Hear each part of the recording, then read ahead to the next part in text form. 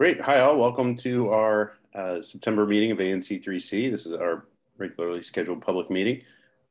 Getting started, Rachel, our assistant, is going to verify notice.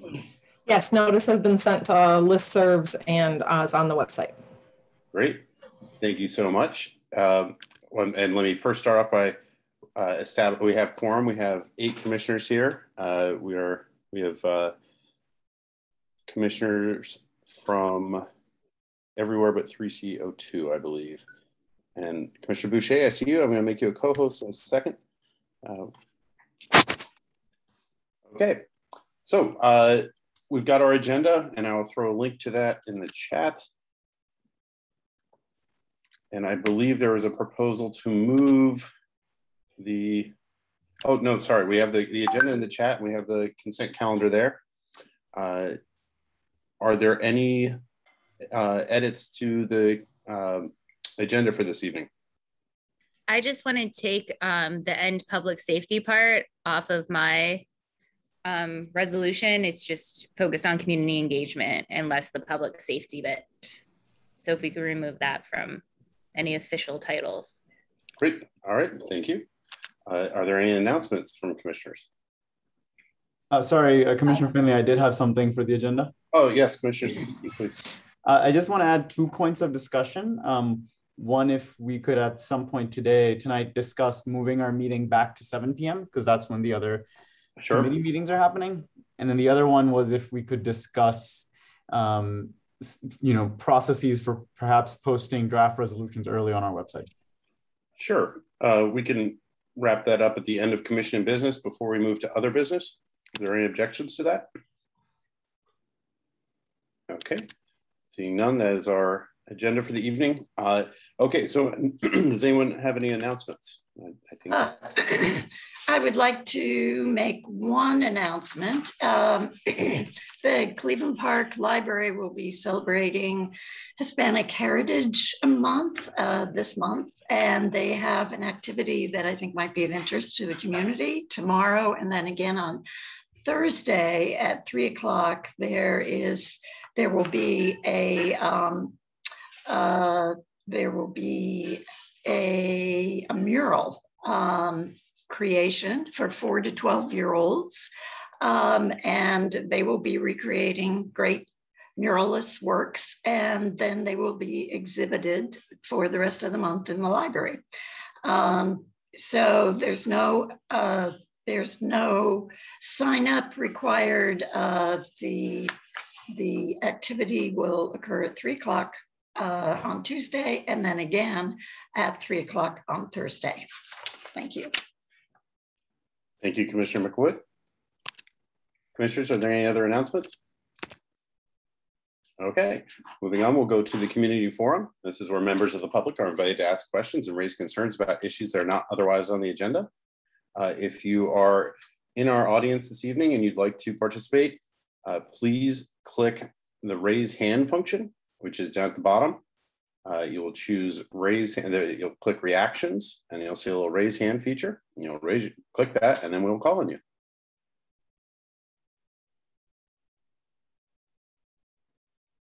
Okay. We've got, okay, Stephen Marinchek, I'm going to ask you to unmute. Hello, everyone. This is Stephen Marinchek. I'm the representative from the Office of the People's Council. Just real quick, I'm going to post some updates in our in the chat box. I just want to let everyone know we are seeing the big issue with trying to reach Washington Gas as such a, sorry, that would be my 3-year-old alerting me that she's done with her puzzle. But we are following that, and we are in contact with Washington Gas. So it is an issue we're aware of. I'll post some links into the chat box, but if you or anyone else is having difficulties reaching, or if you have any constituents having difficulties reaching the company, please reach out to us directly. Great, thank you so much. And Mr. Philip Wagner, I'm going to ask you to unmute.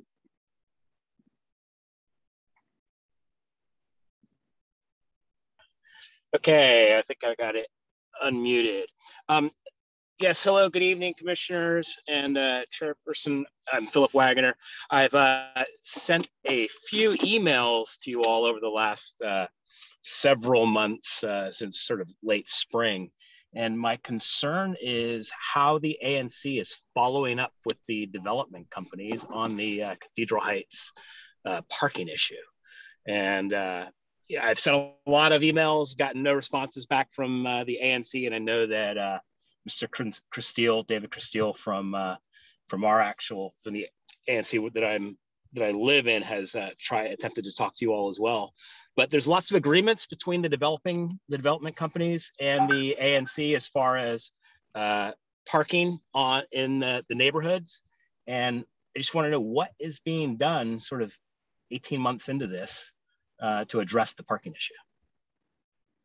Great. Well, thanks for bringing that up. I was just checking my email. I'm not sure if you have not been emailing our entire commission. And I don't have any emails from Chair Christille regarding this. I have plenty of others on the reversible lanes, but our email address is all at ANC3C.org.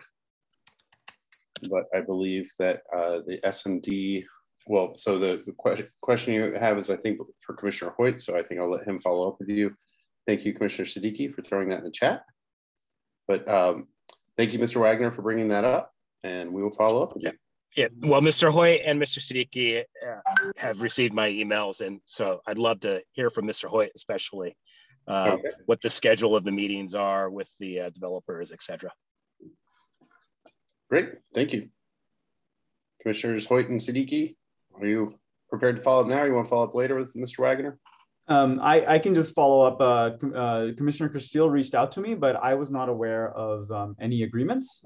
So I told him that, and I believe that the specific parking issue wasn't in my SMD. So that's what I already told Commissioner Christille.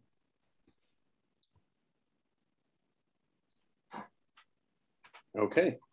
Well, let's see. Moving on to down the agenda, which just second, was Commissioner Hoyt there? Because I know that I've sent these. I'll resend them. I'll post them on the emails that I've sent to everybody. I can put them in the chat as soon as I get pulled over. But is Commissioner Hoyt there? Can he respond to the question? Perhaps. He is on the call, or at least appears to be on the call. But I'm not sure he's in front of his computer right now. Is he participating in this meeting? I believe he was planning on doing so. Yeah, he was on video earlier. He went off video for a minute, so I don't know if he's in transit or.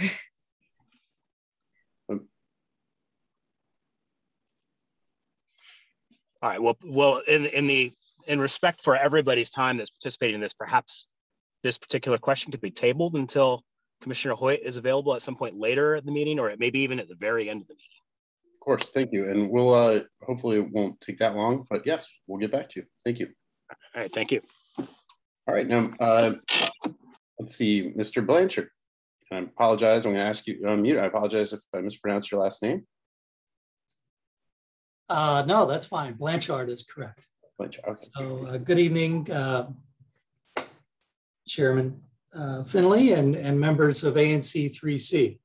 I'm representing Mr. Sharam Tajinya, who owns some commercial properties in the 2600 block on the west side of the street of Connecticut Avenue. And I reached out to Mr. Finley and to the single member district Commissioner Fink about a month ago, asked to be put on the agenda. That didn't happen, but I understand things and Commissioner Fink and I have been exchanging emails and voicemails. He offered a meeting with the owners of District Kitchen. So my client, I filed an appeal of their permit for their awning, which I believe was erected illegally. And I filed an appeal last month with DCRA, the Office of Planning, and DDOT, because I think all three of those agencies should have provided proper notice. We did get a notice of public application for putting side curtains and a front curtain on the existing awning, which is kind of after the fact, but we're going to be protesting that as well and filing comments. We've reached out to Woodley Park Citizens Association about this issue, and understand they've already filed a letter. And I understand from the Office of Planning that the Historic Preservation Review Board has now taken the issue off of their agenda for their meeting this month at the ANC's request. So thank you for that. And that there'll be hopefully refinements to the design. We're opposed to the design completely, just to be clear. We do not believe that, and even the awning is appropriate for this historic building. The district kitchen building was one of the first commercial buildings to be built in the early 1900s and is a contributing property to the Woodley Park Historic District. So I just wanted to get that issue before you. Mr. Tajinia, I think also was going to say a few words. I don't know if he's raised his hand or not, but he was going to talk about how he's already lost 2 potential tenants for that pizza kitchen place next to at 2608 because of the huge awning blocking public view of his commercial space. They said there's no visibility here. I don't know if it was the ANC was going to pass a resolution in the mid-90s to limit awnings on the west side of the street or not, but he told me about that. He spent a lot of money to restore his property, to bring it up to the original historic design. And, you know, that's, I think, important for everybody who lives in the community. I'm actually a former commissioner of ANC3C. I don't know if you know that. I served even before Ms. McWood in the 1999-2000 term of, and it was the single member district for ANC3C. I've since moved up Connecticut Avenue, but I'm still in DC and still very interested in historic preservation, public space, and building code issues. So the final point I wanted to make was we hope the ANC will eventually see that this is not appropriate over the next month or so and prevent a domino effect of similar really obtrusive awnings from being erected on the west side of Connecticut Avenue. Thank you. Lyle, nice to see you. Can you share the materials that you've submitted to HPRB to the entire commission? I will. I haven't seen them. I haven't drafted a letter yet because we just got the plans today. Okay. Yeah, I just got them from Ann Brockett today. Okay. I tried to download them from the website this morning with no luck at all. I don't know if it's our computer at the office or whatever, but I reached out to the State Historic Preservation Officer, David Maloney, and Ann Brockett, and said, please send me the plans. And so we will be filing comments. Thank you.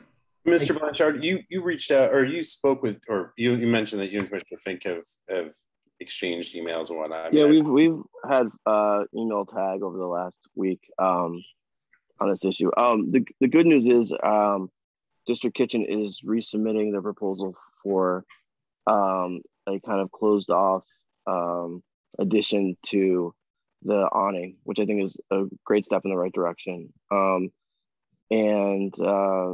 I mean, every business is welcome to dissent and other businesses addition. The one thing I will say is that the whole neighborhood has awnings, and I think that, you know, under the pandemic, having an awning probably will be stay approved. But, you know, like I said, I hope to resolve this where there could be some sort of a structure for District Kitchen and other restaurants that want it while still, you know, without blocking historic preservation. But we'll see what happens, I guess. Commissioners Fink and McWood, just to confirm, the current awning never came before us, correct? It didn't come this term. It didn't come last term. No, it didn't. And, but apparently the Historic Preservation Office did confer with some representatives of WPCA, and I think Commissioner Fink, were you not notified as well? I think I was notified after the decision was made. I was notified about some of the stuff on Lee Bryan's SMD because there's been a lot of, movement of businesses coming in and out, and there's awnings on his side that I know that were approved that didn't go before us as well. But I don't think I was brought in until after the decision was made for District Kitchen. I understand HPO has not necessarily been notifying the correct commissioners, so hopefully we can step in. Yeah, and HPO just keeps reaching out to people that they reached out to 15 years ago and 10 years ago, which isn't really productive. But I will say that, the awning situation in Woodley Park has been there since, 2003, 2005, those awnings, and they're both sides, and they help with seating and bring, business to the restaurants there that are still surviving. So, I mean, overall, they're a good thing for the neighborhood. Let me, may I jump in for a moment? Please do. Thank you. I want to address the comment about the awnings going up east of Connecticut Avenue. That's not completely accurate. As I shared at our public space and zoning meeting just last week, the awning at Cafe Paradiso was taken down. Starbucks proceeded to put a new awning up that was more compatible with their brand look and feel. That was denied. They had to take that down. HPRB has been working tirelessly to remove these canopies throughout all historic districts because they take away from the look and feel and character of these historic buildings, and they block the overall structure. So let me just share that.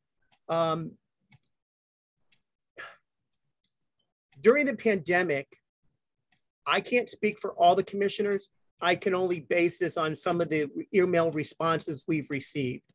When Commissioner Fink first brought this application or this request to the ANC, based on how the request was presented due to the pandemic, we were all very supportive, at least I was, because I too have businesses within my SMD and businesses across this city that I patronize.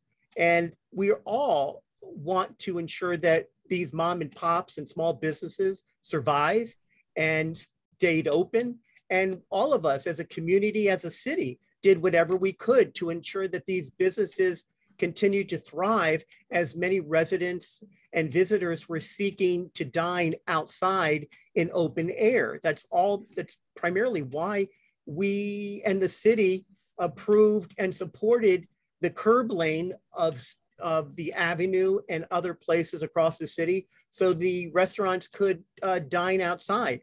But when this request was presented, it was really pandemic related. There was never really a conversation about permanent structure or permanent doors that would have to be manually lifted and removed. I just think that Lee Bryan, I don't think we ever presented it. The one that they were filing an appeal for. That's what Nancy and I were talking about earlier, that we never were part of the decision, unless you were.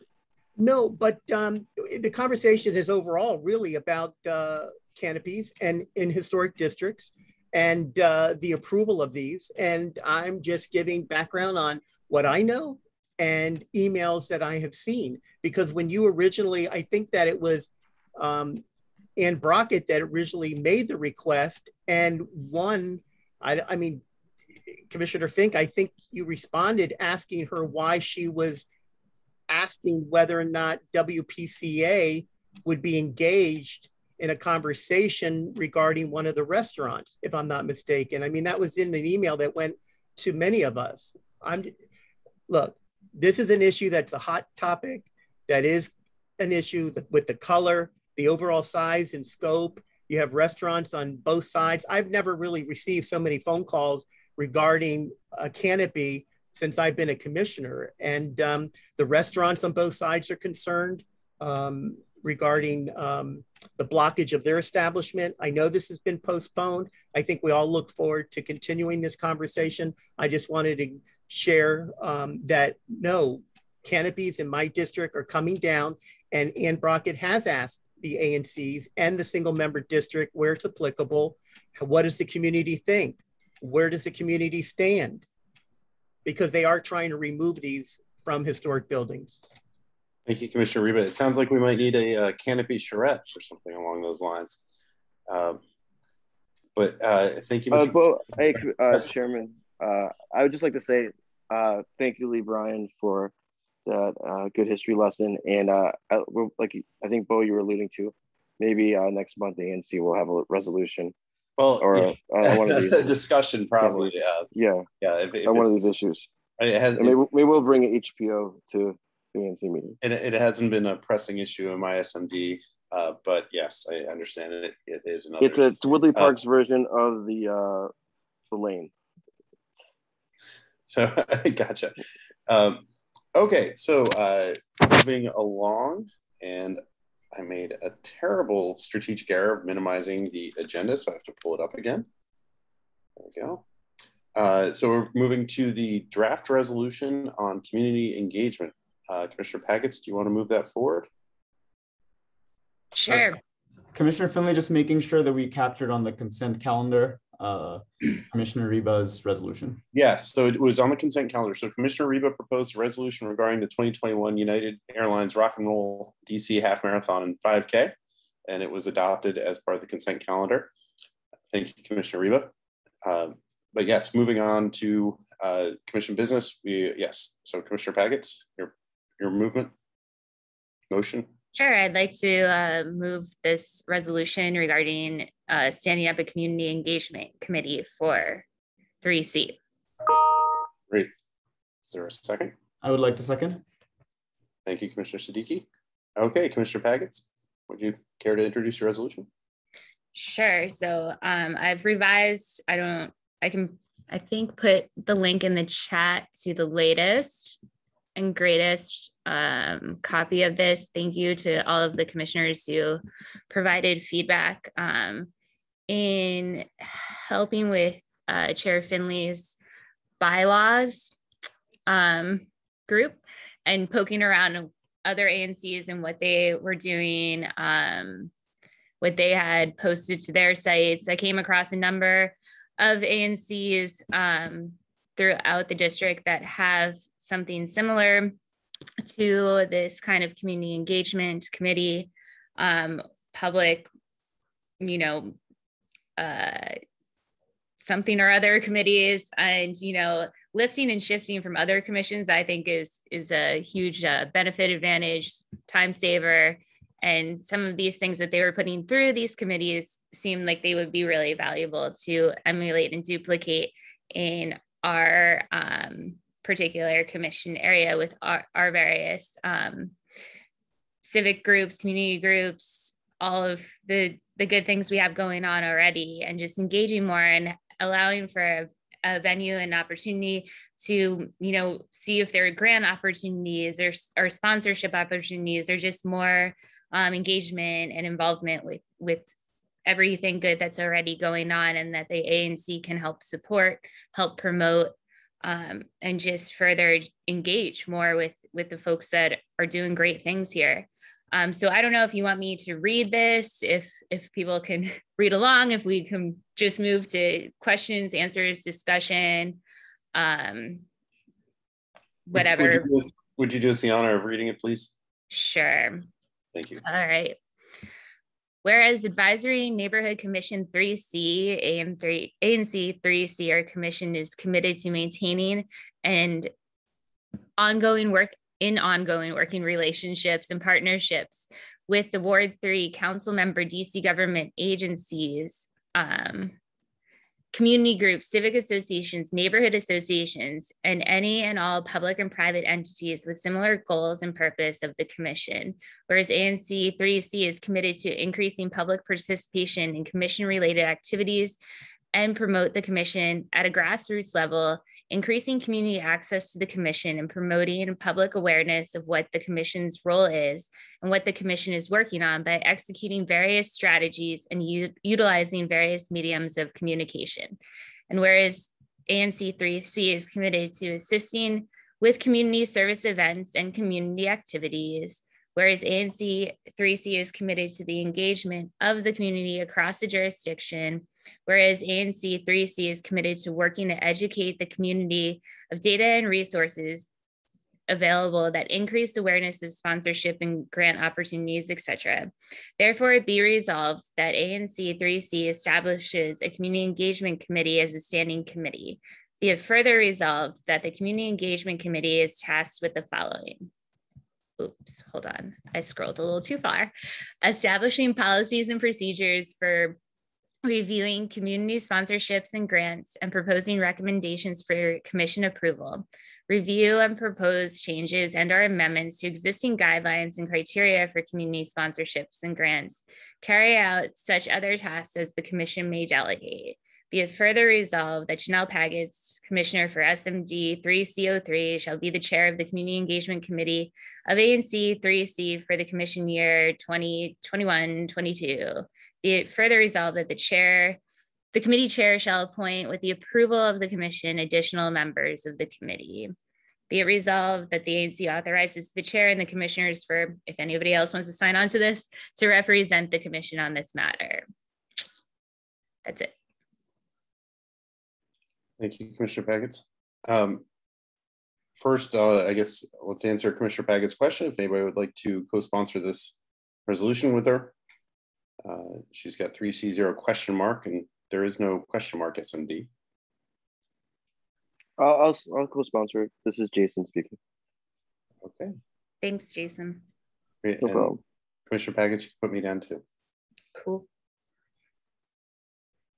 So we have a question in the chat, which we'll get to. Well, actually, it's for clarification. Jackie asks, so will the committee give away money from the ANC grants budget? And the answer to that is no. Our committees do not have any authority outside of the commission, or everything they approve has to go before the full ANC for approval. So hopefully that answers your question. But first, are there any questions among commissioners? And Margaret, I see your hand raised, and I'll call you after we've had discussion from commissioners. Mr. Chairman, I had a number of questions about the resolution, and which I posed earlier today, and I didn't really get any answers. So I'm wondering, I'm kind of reluctant to go through all of them right now. My urging would be that we postpone this for a month so that we could, I don't see that there's a time issue, so that we could discuss this a little bit more. And the response that I got from Commissioner Pagets was expressed a real interest in the grant process and in trying to get more grant applications. And that's totally understandable, but that seems to me that would be a grants committee. And I'm really struggling to understand the scope of the Community Engagement Committee. I don't know what executing various strategies means. And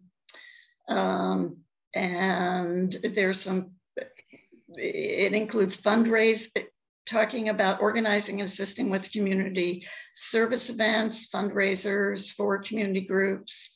I'm not sure we're even allowed by statute to engage in fundraisers, but I think there are a number of questions, and rather than spending a lot of time going through all the details, I wonder, Commissioner Pagets, if you'd be willing to postpone this for a month so that we could have some more conversation about it.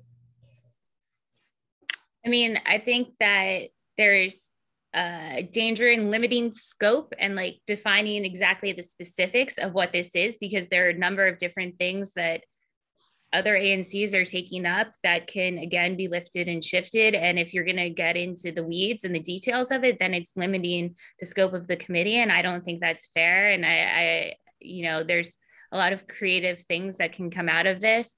I think that limiting to just grants and I took out the part about the fundraisers, and I took out a bunch of the comments that you had about public safety and shortened it. And I'd like to thank Commissioner Riva too for making that a bit more succinct as well. But this committee is not independently, spending the grants and the funds. It's ginning up the ideas, going through, walking through, helping, engaging with the grant application process, which is not exactly easy. And it's identifying these opportunities too, that, there's a forum, a venue, folks know that they can come to the ANC and ask for this kind of help. And I don't think that that's something that a number of members of the community and these associations and organizations see the ANC as being a place that can help with these things. Well, thank you. I mean, that's even helpful because I didn't realize that part of the intention was to help with grant writing. So but to your point, I would only say, because I don't know how I'm going to vote on this resolution, that I do think it's important that each of us, and certainly this is how I approach it, if we're authorizing a commission and we're authorizing a mission, I just want to make sure that I understand what I'm supporting and endorsing. So that's the reason for my questions. Hey, Commissioner McWood, it's Jason. Do you want to go through some of your concerns, and maybe that'll help answer your questions? I can do that. I was reluctant to take up a lot of time on it, which is why I sent the email earlier today, but I can do that. One of my issues is in or questions is in whereas 2, where it says towards the end of that resolution that promoting public awareness what the commission's role is and what the commission is working on by executing various strategies and utilizing various mediums of communication. I don't know what executing various strategies means. Nobody else does either. So can maybe I can speak, and if it's okay, Commissioner McWood, I didn't mean to stop, and Commissioner Pagets, I think you might answer, but again, in the interest of time, I think I didn't sign up to co-sponsor because I didn't work on the resolution. I'll tell you why I do think this is useful. And I think it's as treasurer, the Ward 3 vision, the Ward 3 mutual aid grant that we sort of gave out earlier. One of the things was that it would have been a really good time it would have been really nice to have a public forum to discuss that, to go through what would be the best way for them to apply, the best timeline for them to apply, what to put in their reports, what kind of documentation we need to make sure that once it goes to the Office of ANC that we have the right documentation. So I think the various strategies I was envisioning, that's what that meant. And I like the idea of actually, I mean, it's very good to be specific, but I actually like this idea to keep this open to keep it there. So that's one reason why I support this. The other one is in general, I think just having another community forum where people can come and talk, I think is also good. And as Commissioner Finley mentioned, there's not going to be any decision made. This is just another facilitation process. I'll stop there. Well, again, that sounds like, I appreciate your explanation, but that sounds like a grants committee. I mean, if it makes you support this more, we can add community engagement and grants to the title. I'm just very unclear what community engagement means outside of the grants scenario. I at the risk of repeating myself, I don't know what executing various strategies means. I appreciate that. I didn't realize that you had taken out the fundraiser component. I appreciate that.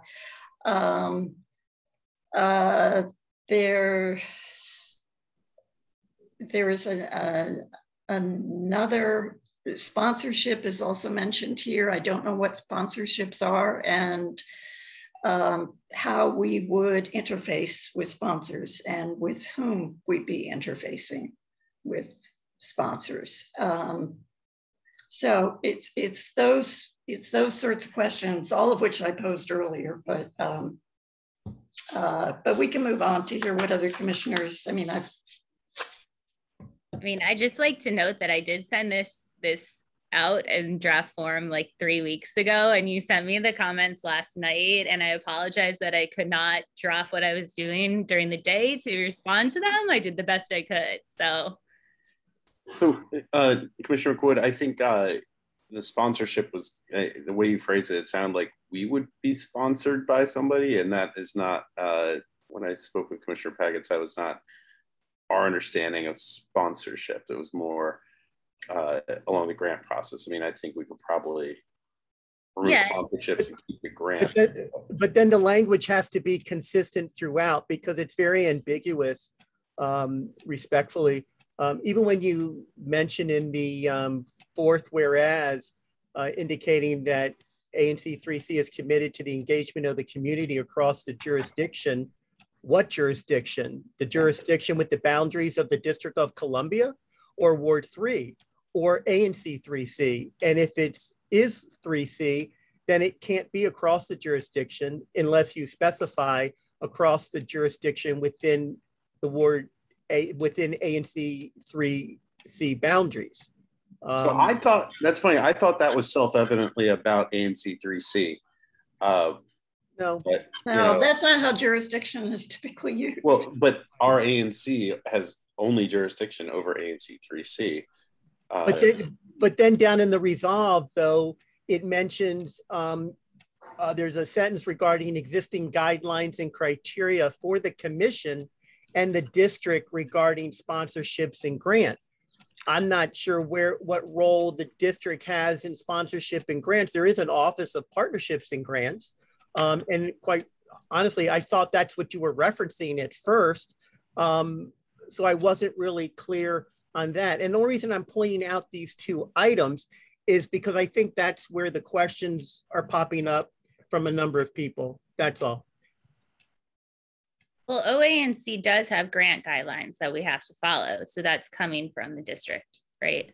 Right. And okay. I will share with you also, though, since we're on that, is that the secretary has a role with grants per our guidelines.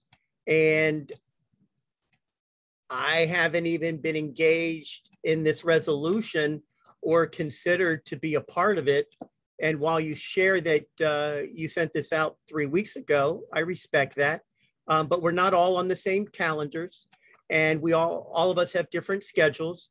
And some of us prefer to discuss these publicly, since one of the goals of this commission is to be transparent.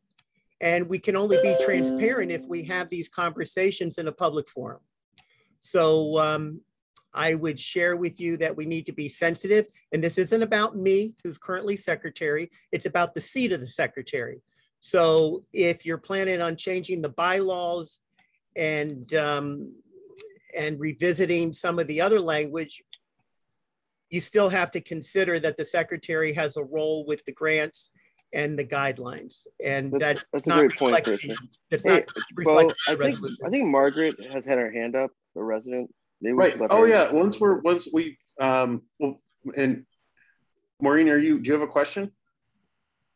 I just was trying to communicate but not jump over anyone, so I was raising my hand. I also, I wanted to say thank you, Janelle, for sending this. The beginning of my school year coincides with when you send this, and I come home and I go to sleep. So I'm going to be completely honest right now. I'm just exhausted. The kids are very cute though. Hey guys, can we just talk about like the actual resolution, not like the logistics sending resolutions internally? I think we're wasting everybody's time. I'm sorry.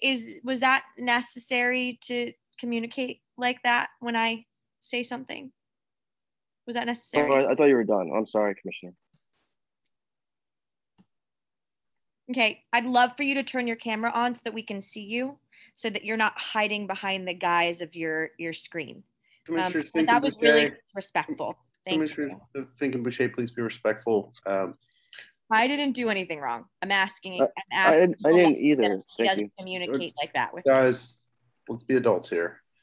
Sorry to be condescending, but all right. So Commissioner Boucher, yes. So you haven't had a chance to read the resolution, but what? No, I've read it. I've read great. it. Okay. I just didn't have a chance to communicate because everyone was jumping in. So I am concerned. So here's my thought.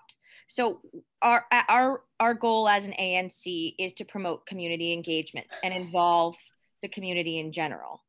There's a couple things. Having been, which I appreciate that you want to further more community engagement, and it was a really hard process for Ward 3 Mutual Aid for that second round of the grants to be able to get through that, but that was specific to them, and there were a lot of reasons related to that. I was the treasurer, and I handled the first round of the grant, and there were a lot of challenges, including that they changed and incorporated their name. They had to be sponsored, and without sponsorship, they couldn't take money from a grant from us. We couldn't legally give them money.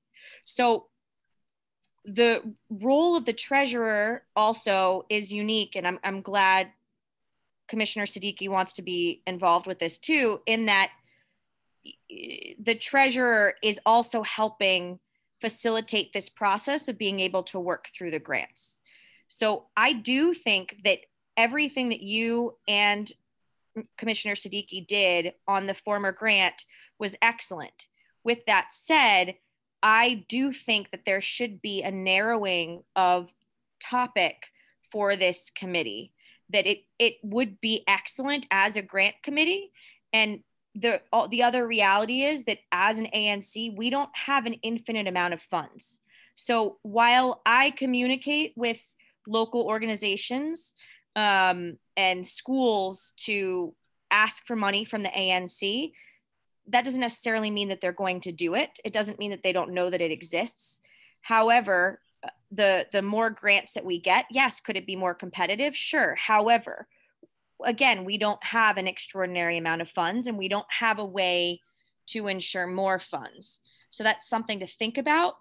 But also, again, I do think that it would be beneficial if this stays as a grant committee as opposed to a community engagement committee, because I'm very unclear, like Commissioner McWood said, on some of the things that you are referencing. And I'm happy to talk to you offline about this. And I do think promoting public awareness of what our commissioner's role is important in general. We all do it on a daily basis. But what does that mean for us? And what does that mean in how we're communicating? Would the communications come through you? Would they be approved by us? And then you would communicate? And you mentioned the strategies and different ways to communicate. What would that look like? Who would oversee that? And just what are those steps that you envision carrying out? So Commissioner Boucher, Commissioner Package, before you answer that, Commissioner Boucher, it sounded like you were proposing an amendment to the motion, and I'm not sure if you were. I want to clarify. Possibly, but I wanted to get some clarity on what she envisions. I think it makes sense, especially seeing that she did such a good job with the last grant and was able to step people through that process, that it is a grants committee to support that process. So, okay, Commissioner Packets, are you up for responding? And I think it might be helpful if our treasurer, Commissioner Siddiqui, if you want to talk about, or Commissioner Packets, if you have this information at hand, the money are. I mean, I did treasurer for 2 years. At this point on this commission, I'm the longest sitting treasurer. And so I was very well aware of our financial situation. So thank you for your comments and feedback, and understanding that there are unlimited funds. This is an opportunity then to like plan out a budget for how we're going to engage with all of these various groups, and gives us a more long range vision and planning of like what we want to support.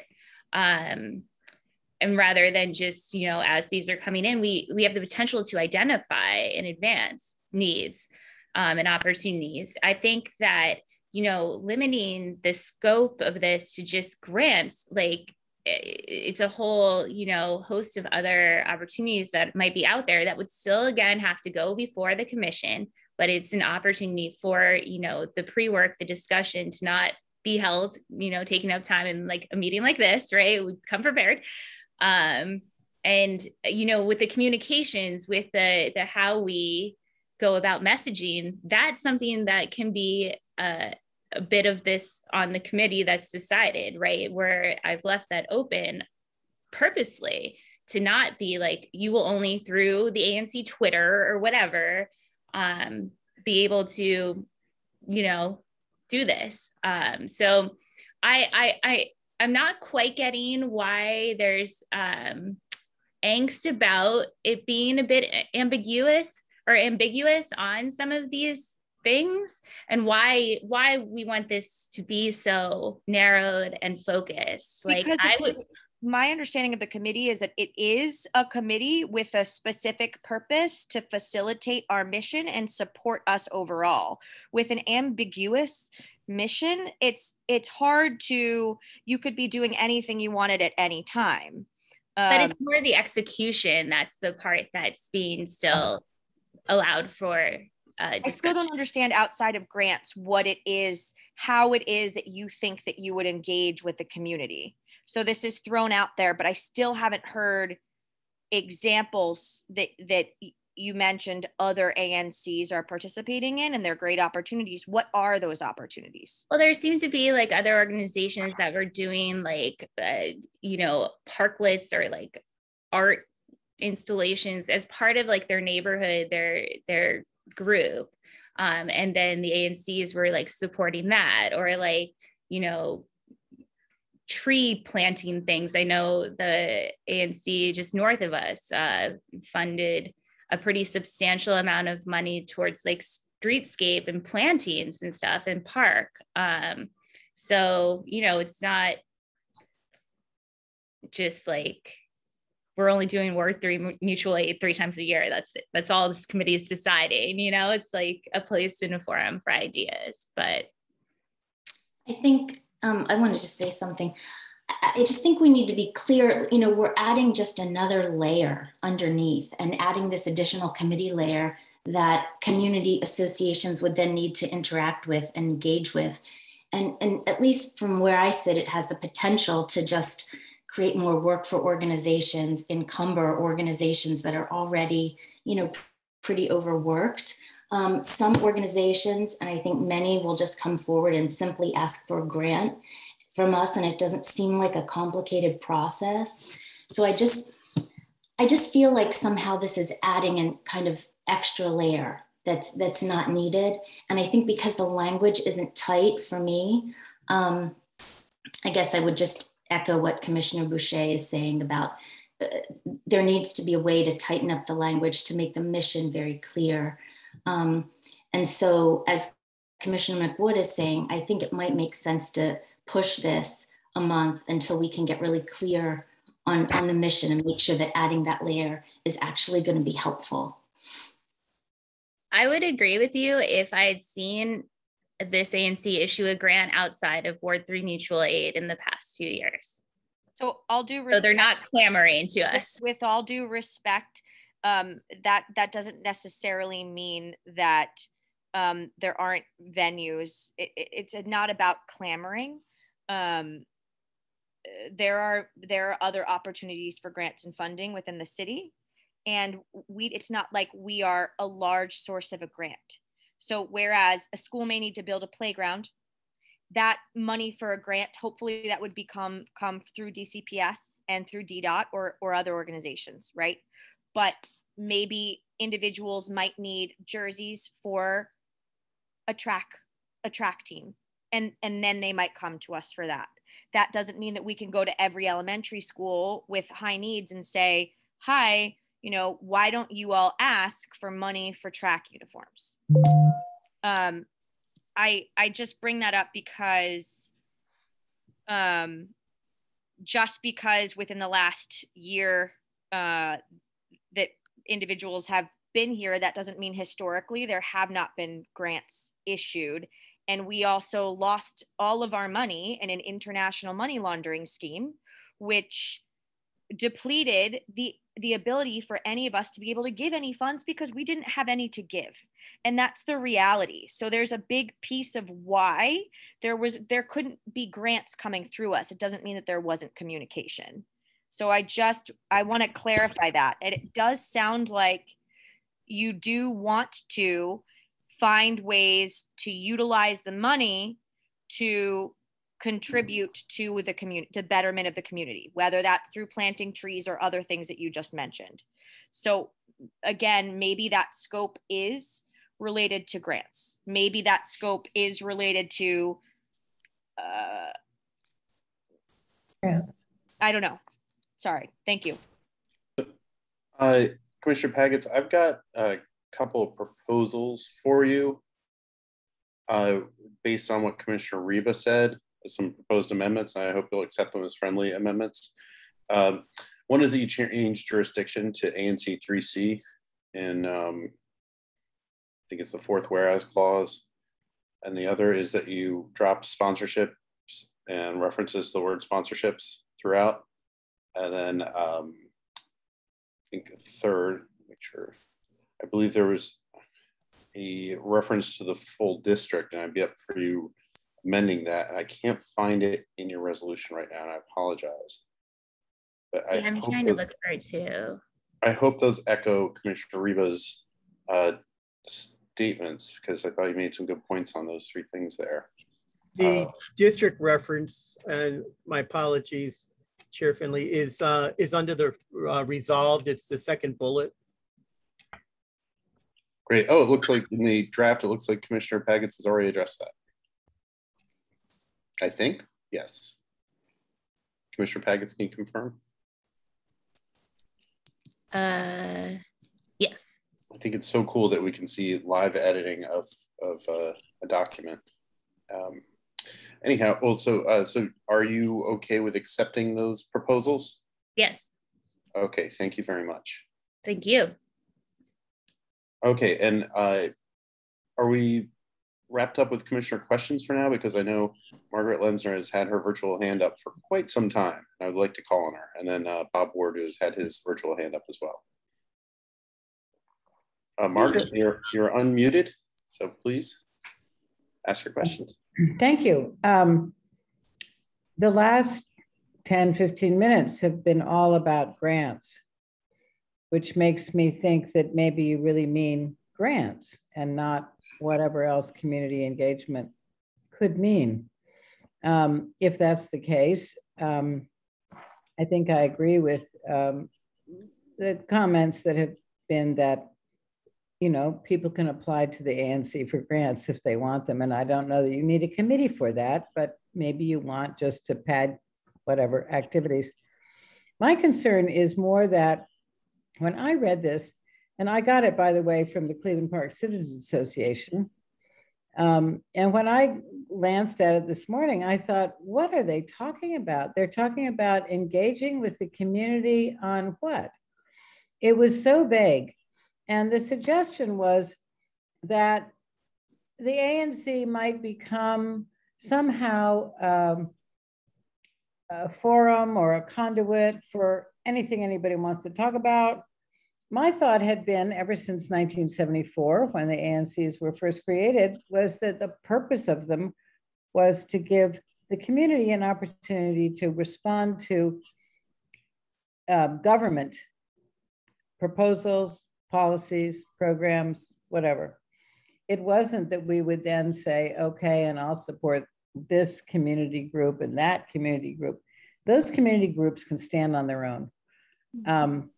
I noticed that in the chat, Swale has pointed out that he's thinking that somehow the community engagement committee would be part of its purpose would be to encourage more people from the community to engage with ANC meetings. I think the idea that you're going to reach out to the community and say, oh, let's talk about how we can support, you know, this team or that activity or whatever, is really a misplacement of the ANC mandate and mission.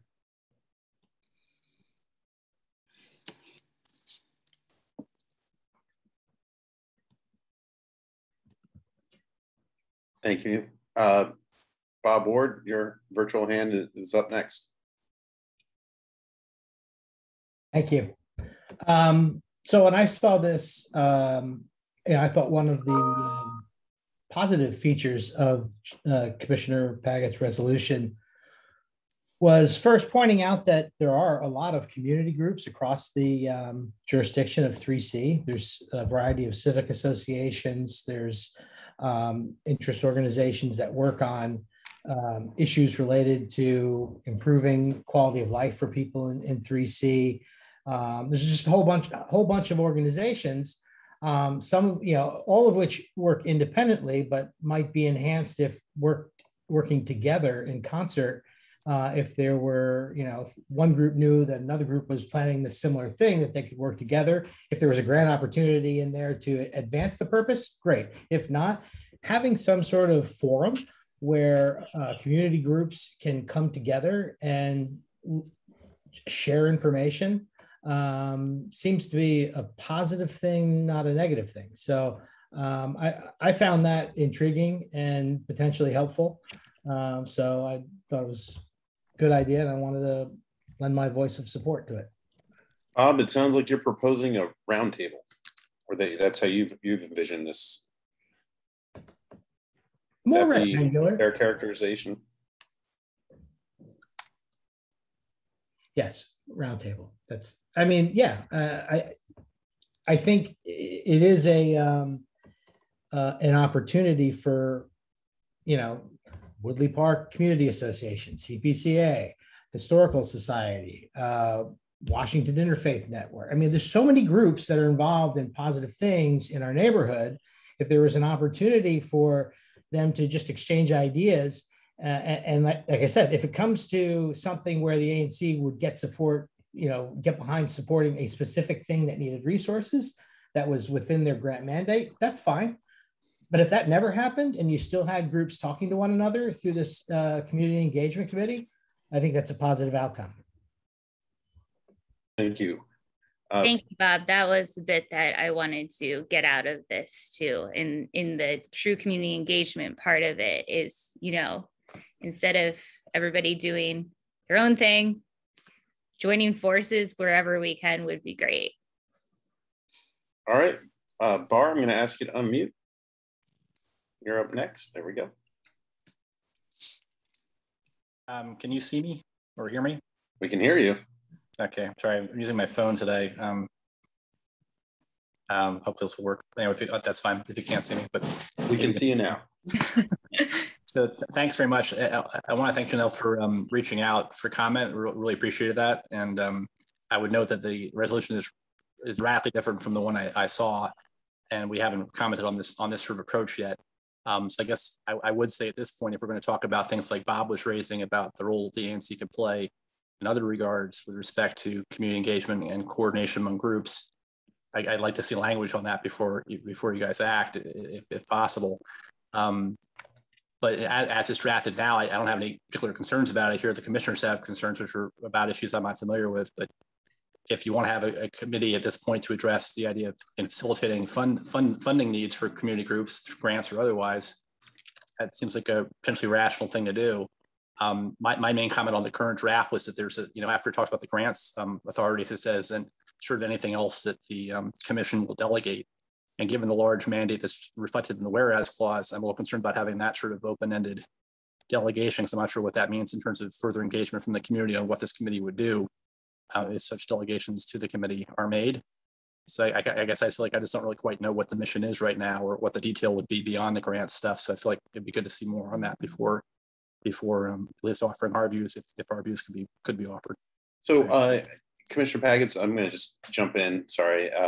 The other such, I see that that's been added to the other such, or I see it in there, other such tasks.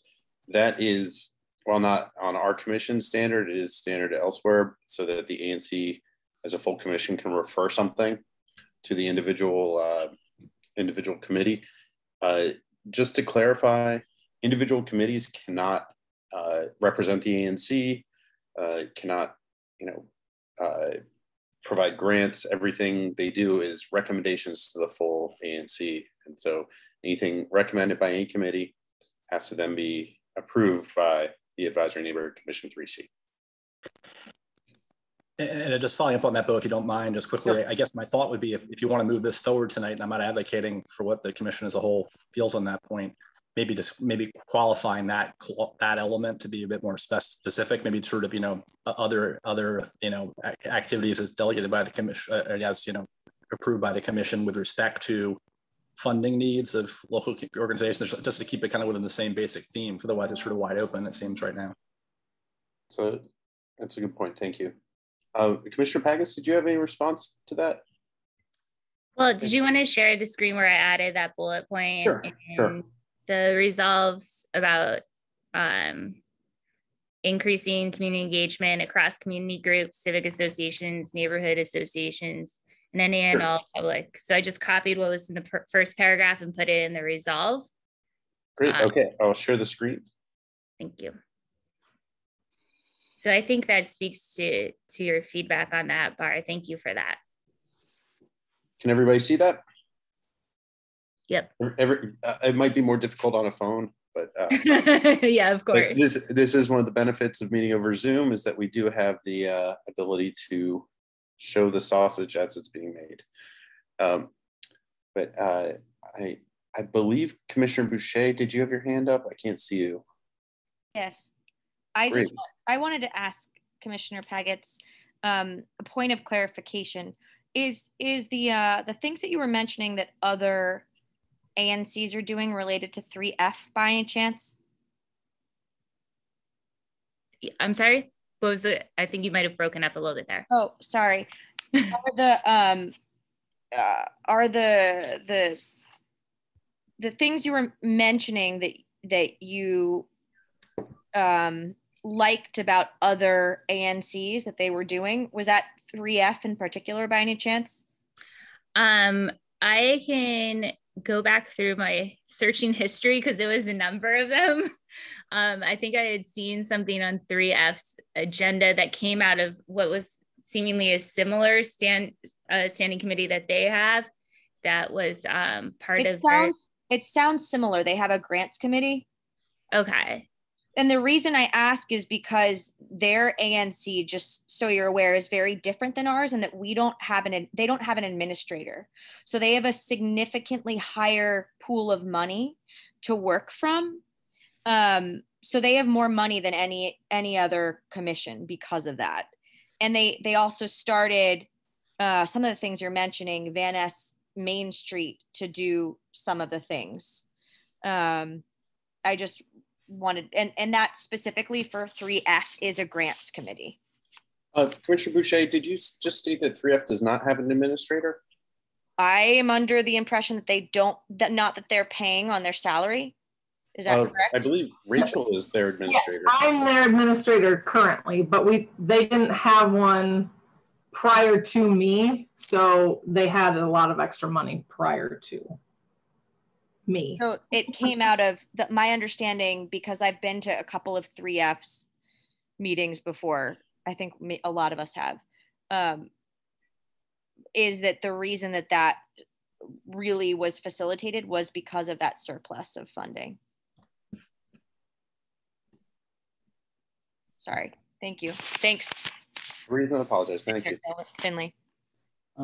Chair Finley, I'd like to move to call the question. Okay, is there a second?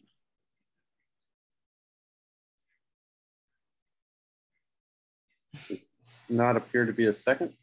And can I ask another question? So, since we're not calling the question, of course.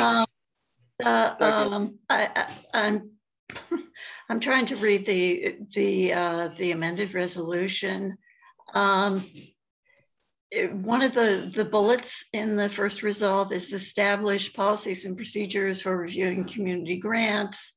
And second bullet is review and propose changes and or amendments to existing guidelines and criteria for community grants. Is there anything specific? We spent the commission with the tireless effort of Commissioner Bowles at the time, who was the secretary of the ANC at the time. This is just a couple of years ago. We rewrote the grant guidelines, making sure that they were both consistent with DC law, but also establishing a sort of transparent, reliable, predictable approach to grants, and to make sure that we weren't, that to the extent that we have limited funds, to the extent that we do have some funds, we would spread out the benefits of grants and not simply continue to refund the same applicants every year. Is there something specific about our grant guidelines that you think need to be revised? Because both those two bullets imply that that's what we should do, and that's what this part of the mission of this committee. Yeah, simplifying the process and making it maybe like a Google form or something that is easily fillable, rather than like start from scratch every time. Like, here are the questions we need answered from you, like what you need to address, and like just ease of use, rather than, you know, open up your word processing app and good luck. Which I've seen other commissions do as well. Thank you. Bar, I'm going to call on you again. Ask you to unmute. You should be unmuted, Bar. Yeah. Whoop, sorry. You have to do it again. Sorry about that. In an effort to help, I didn't help. So thank you very much. And I apologize. I don't mean to be such a player in this conversation, but I seem to be the only, I'm not sure who else is here to speak tonight, but besides Bob. But in discussing this with Janelle, I guess one of the things I thought was really important, I know I've discussed this with Bo and Swale and Nancy a bit too for our, in our neighborhood, was, you know, the chief issue for us is coordination between the organizations and the ANC, rather than among the organizations, who I think at least can reach out to each other, and we do. Although I appreciate there might be some power in having the ANC sometimes say, hey, well, let's all get together and talk, just to kind of make people show up and talk, which might be useful, I would think. But that first issue about process of engaging with you all in terms of, you know, timing for reviewing things and you know, discussing topics or identifying topics before maybe even develop resolutions, all that kind of stuff. Those seem like pretty meaningful process issues, which we don't really have a lot of clarity around. And I definitely welcome a chance to have engagement with you guys about that. So that could be a purpose of this committee, or we could do it from other channels. I don't really care, but I just want to flag that concept. Thank you. Thank you. And Margaret, can I ask you to unmute? Yes. I'm looking at this third bullet in the resolution, and it says that one of the, actually my chat is covering it, so I can't see the whole thing. Oh, it says that the Community Engagement Committee is tasked with the following, including bullet 3, increasing community engagement across community groups, civic associations, neighborhood associations, and any and all public and private entities with similar goals and purpose of the commission. What are the goals and purpose of the commission that that everybody in ANC3C would agree to?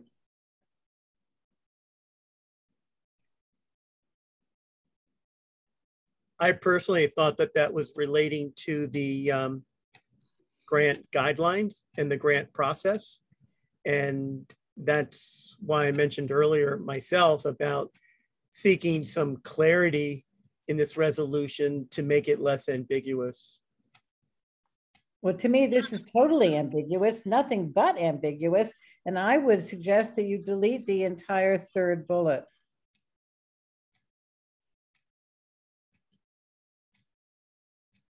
See, for me, if I may continue just for 30 seconds, for me, I feel like there's two different purposes within the resolution. I would totally support community engagement. I think that the ANC can be a catalyst for bringing everybody together, and I would almost encourage to have quarterly presentations or quarterly roundtables where we would invite the various entities that are to be mentioned in this resolution, whether to have a forum or say a town hall. And I would almost support again, a quarterly meeting of these various community groups, civic associations, and neighborhood associations. So I do believe that there is a community engagement component to this resolution, but there's also a heavy grant component. And I'm not necessarily convinced that the two shouldn't be managed independent of one another. Yes, there are synergies between the two, but I think community engagement is different than providing accessibility and transparency to our policies and procedures regarding grants. That quarterly idea, I can't speak for Commissioner Pagets, but that quarterly meeting idea, Commissioner Reba, I think is a very good one, and one I think that our community associations would happily participate in. Yeah, and I didn't think that had to be like decided in this granular amount of detail, but yes, that was kind of what I was thinking with some of this. I mean, we can table this, and now it seems like we don't want to evolve in this way, shape, or form at this time on this ANC.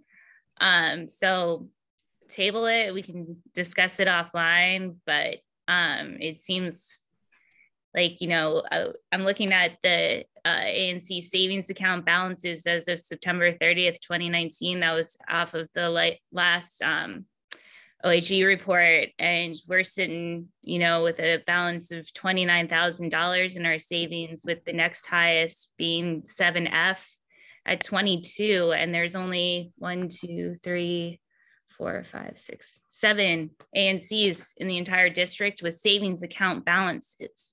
So, I saw that number, and, it's the money sitting in a savings account isn't doing anybody in our community very much good.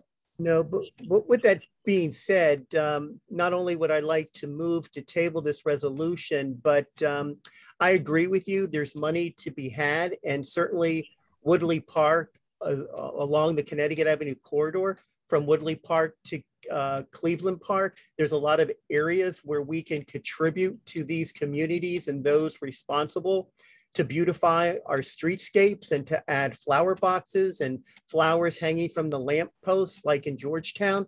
I think that a committee of sorts, and just generally the work of the committee, of the commission, should really look at ideas and look to see who we can engage to implement really beautifying our streetscape from Woodley Park up to Cleveland Park along the Connecticut Avenue corridor. So being that there's a lot of great ideas and on the table right now, and I think we all agree that this has been a fruitful conversation. It certainly has benefited me to understand more of your expectations of what you were seeking. So I think just the extra time will allow us to clarify and solidify some of these finer details. So I'd like to make a motion to move to table this to our next meeting, if that's okay. Do I hear a second? Second. Okay. Hold on, I'm trying to make sure to see if it's a majority or 2/3. I believe it's a majority, but I want majority for tabling. Okay. Thank you. And no discussion. Yes, I know there's no discussion. Yeah. Great. Okay.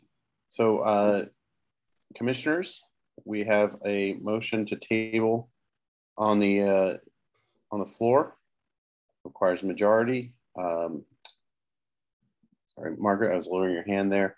All those commissioners in favor of tabling Commissioner Paggett's resolution until the October meeting, please raise your hand. Let's see, we've got Commissioner Gersten, Commissioner Boucher, Commissioner Reba, that you're raising your hand virtually. I was following instructions, yes. Thank you. I appreciate that. Thank you very much.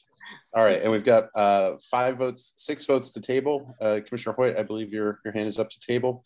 Is that correct? Okay. All those opposed? Me. Okay.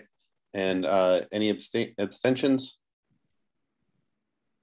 The motion succeeds. The resolution is tabled, and we move on to our next resolution. Chair Finley? Yes, sir. If I may, and forgive me for jumping in, but is there a possibility that we could have a separate meeting just of the commission to kind of work on this resolution and to continue the conversation? Just a thought. Email is kind of hard. Email is hard. Right. You know, if we were to do so, it would be a special meeting, I think, where we're all discussing, and we'd want to have it public. And that's a lot to ask for public engagement to come to a meeting about public engagement and grants. I think we could probably get this done on the October agenda, but I will ask that we talk about that over email to try to figure out what works best for everybody. Okay. I'm not trying to exclude the public at all. I was looking to fine tune this resolution so we could bring it back to a public forum. I think if commissioners want to get together in smaller groups rather and brainstorm and work and come to consensus, I think that's a great idea. But yeah, let's. I think that if we're going to have a special meeting on this, we should probably have a little longer discussion about it than deciding right now. Thank you, Commissioner Reba. Okay, Commissioner Siddiqui, I believe you have a resolution that you were planning on moving. Yes, I would like to move the resolution that I sent out to the commissioners. The resolution is titled Resolution Regarding Parking, Loading, and Pickup Drop-Off on Connecticut Avenue. Okay, is there a second? Commissioner Reba, I saw your lips move, but I didn't hear you. Oh, I second. Oh, okay, great. So we got seconds. All right, Commissioner Siddiqui, please present your resolution. Thank you. So this resolution has been developed over the last 2 public meetings of the Transportation Committee for this ANC3C. Input has gone in from community members, from businesses, as well as commissioners who were present at both the meetings. I've also solicited opinions from emails that went around, and there were some questions as well. Commissioner Finley, if for the sake of time, is it okay if I just read the resolves and I will paste the resolution in the chat? Yes, it's fine with me. Other commissioners? Have there been any changes to the resolution as it was circulated earlier today? Not from the latest copy that was circulated to the commissioners, Commissioner McWood. And I've put the resolution. Sorry? When was that circulated? I just want to make sure I saw the most recent. Last edit was yesterday at 3:50 p.m. Okay, fine. Thank you. You're welcome. And I've also pasted the latest one in the chat. For the viewers at home, Commissioner McWood and Commissioner Siddiqui had quite the back and forth by email about the resolution. And always appreciate Commissioner McWood's engagement. And so the resolves are, therefore be it resolved that ANC3C calls on the District Department of Transportation, DDOT, to immediately remove all rush hour parking restrictions on Connecticut Avenue Northwest and return to conditions as exemplified on June 15th, while accounting for safety and consistent signage. Be it further resolved that ANC3C urges DDOT to work with ANC3C to identify and implement loading options, variable time limited parking options, and pickup drop-off zones along the Cleveland Park Business District on Connecticut Avenue Northwest and side streets. Be it further resolved that ANC3C urges DDOT to improve multimodal transportation options for the Cleveland Park Business District, including extending the circulator route up to Cleveland Park and servicing the zoo and ensuring the bike share stations are optimally stacked. Be it further resolved that ANC3C reiterates its support for Concept C presented by DDOT as part of the Connecticut Avenue Northwest Reversible Lane Safety and Operations Study, and urges DDOT to start the design and construction phase for the project. And be it resolved, the ANC authorizes the chair and the commissioner for 3C05 to represent the commission on this matter. Great. Thank you, Commissioner Siddiqui.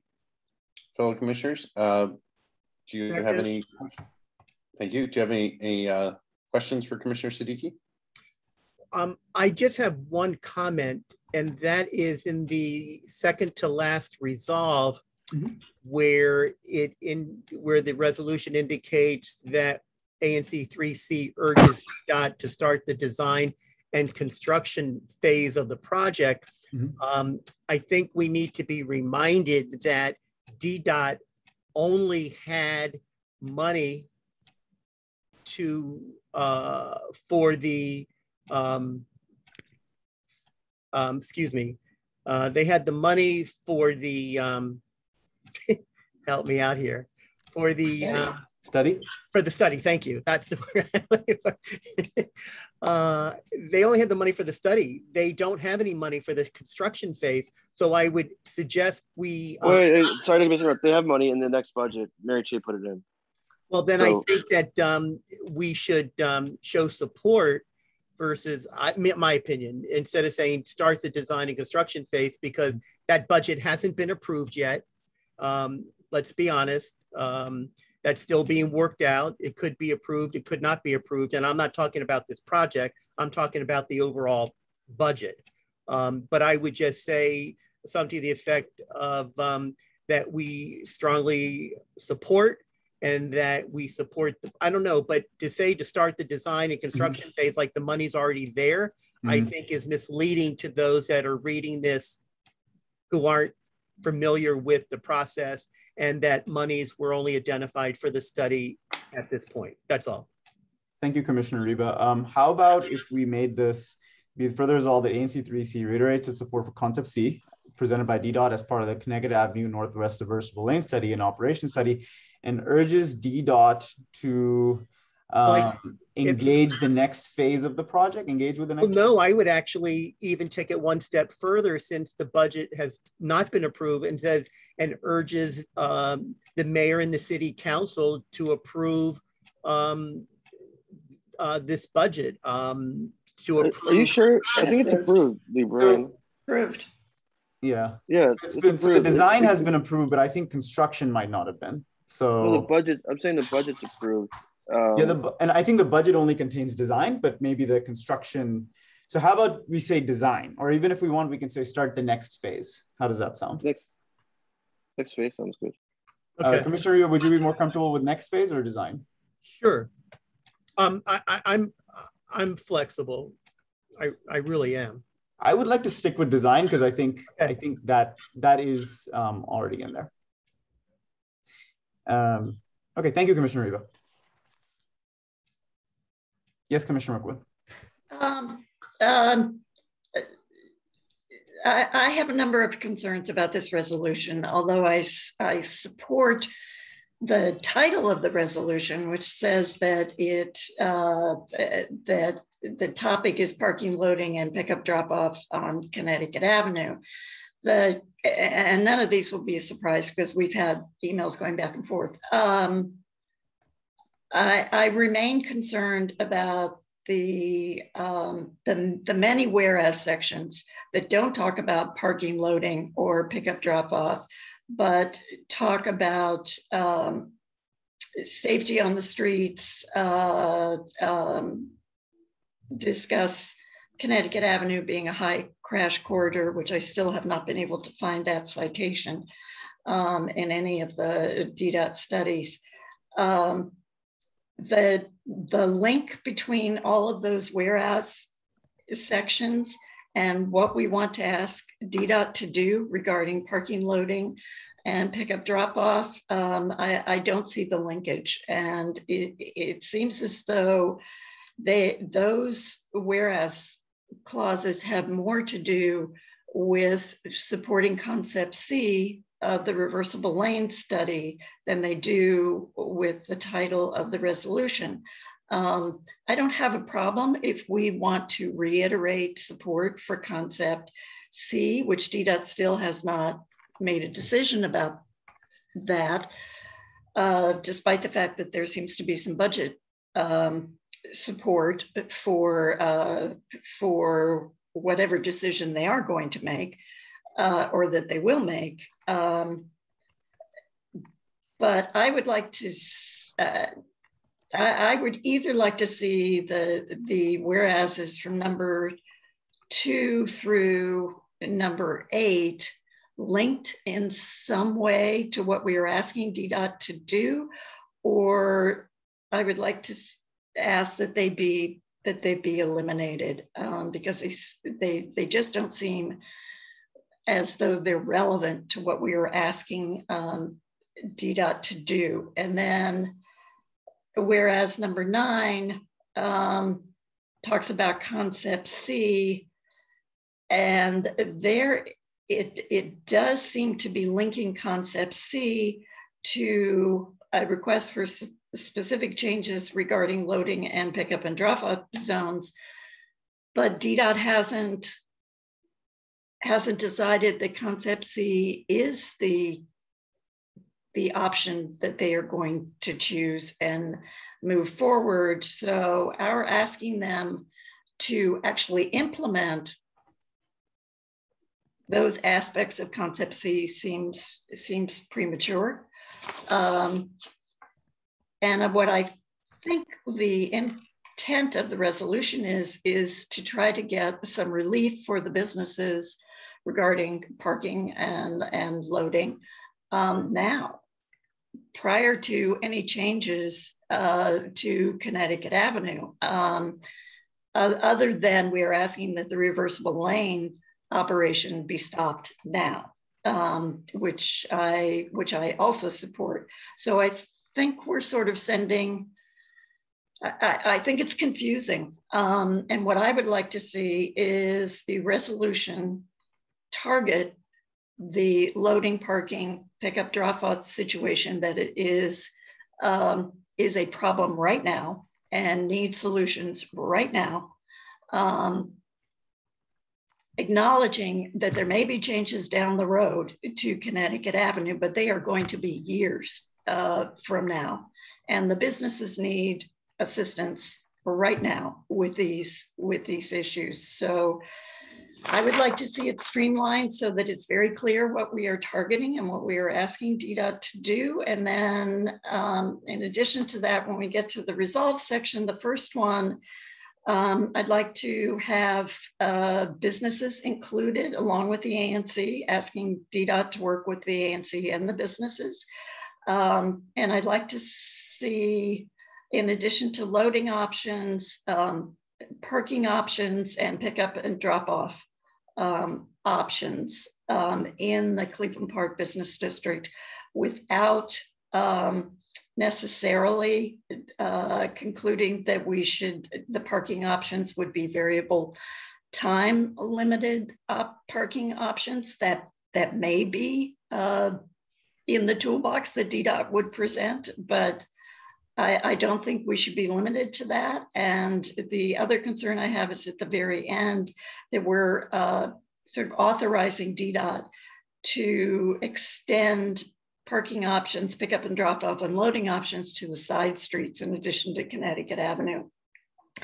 And I'm not prepared to do that. I represent both sides of Macomb Street to the west of Connecticut Avenue and one side on the east side, on Macomb, on the east side of Connecticut Avenue. And I am not prepared to endorse loading options on the residential streets. So I would like to see side streets eliminated there. Thank you, Commissioner McWood. If it's okay, I might ask for just reiterating some of them because I tried to write them down. Sure. But I'll go from the ones that I think we can resolve pretty quickly and I agree with. So I think first, if everyone can see my screen, right? So the clause I'm highlighting, Commissioner McWood, I believe this was one of your second or third points about concept C and describing concept C. I'm happy to delete this one. So I think that takes care of that one for you, that your comment is. And I agree with you that, that maybe that one does presume concept C. I can also see that writing in the resolves variable time limited options. I think the goal wasn't to say this is what we should do, but the goal was to consider that as an option. So perhaps if I add the word potential variable time limited options, that shows that we're not saying, we absolutely want these, but I want DDOT to consider those options. We want DDOT to consider those options when they're doing that. So could I suggest alternatively that that the resolutions say parking options, comma, including variable time limited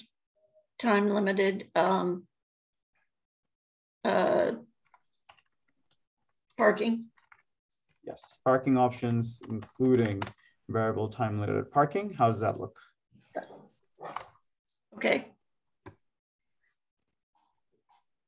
Oh, not the side streets part, just this.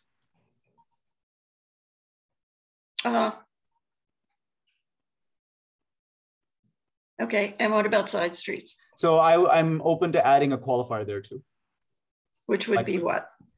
Which potentially on side streets or including side streets or something like that. I don't want us to say definitely side streets, but I want DDOT to know that those options are open because that's one thing I did hear from the businesses. Well, that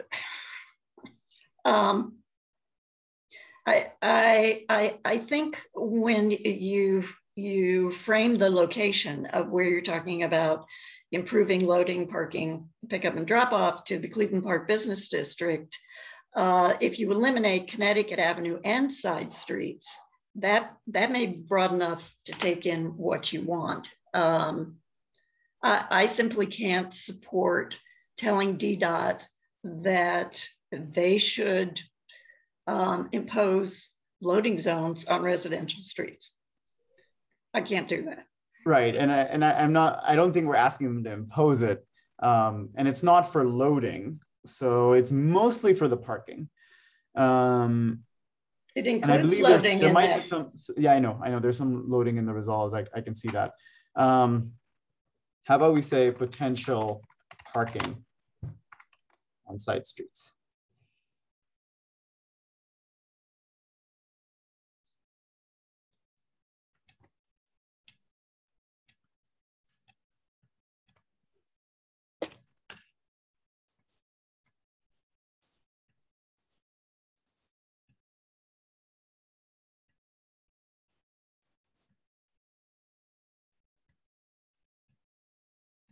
Are we thinking, or can someone jump in?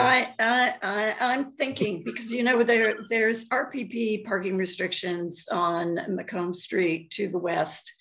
That is something that the residents requested. I simply can't decide for the residents without hearing from the residents, and that I would even suggest to DDOT that they should replace residential parking with commercial parking on a local street, particularly Macomb Street, which is already so over impacted. I will agree with what Nancy just said, because that was part of the agreement with when Giant was built to maintain that parking on Macomb Street around my SMD.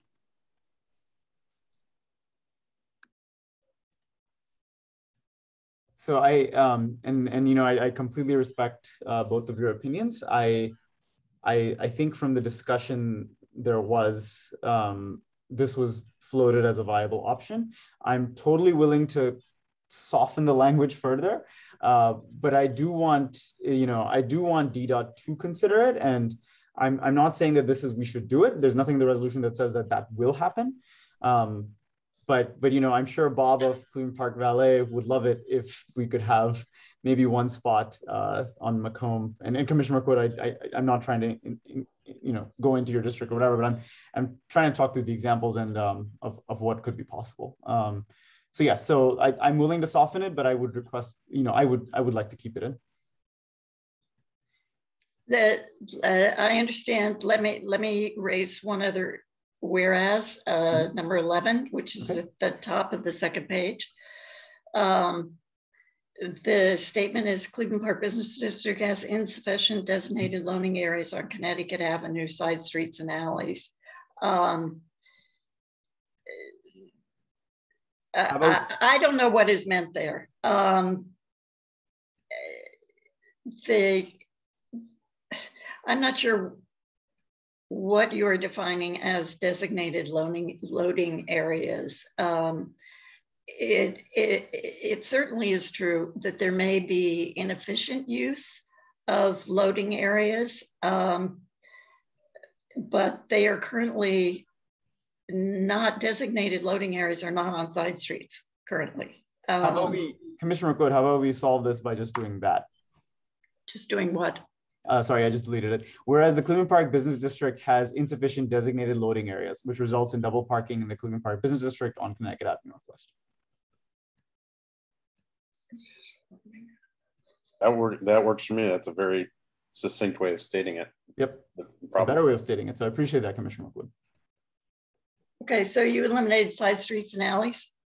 From this the designated loading area whereas. Okay.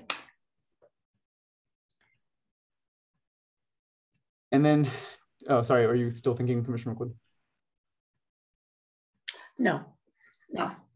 I would appreciate it if we could, I mean, we're making progress here. If we could just change that first resolve to eliminate Connecticut Avenue and side streets and just leave it along the Cleveland Park Business District.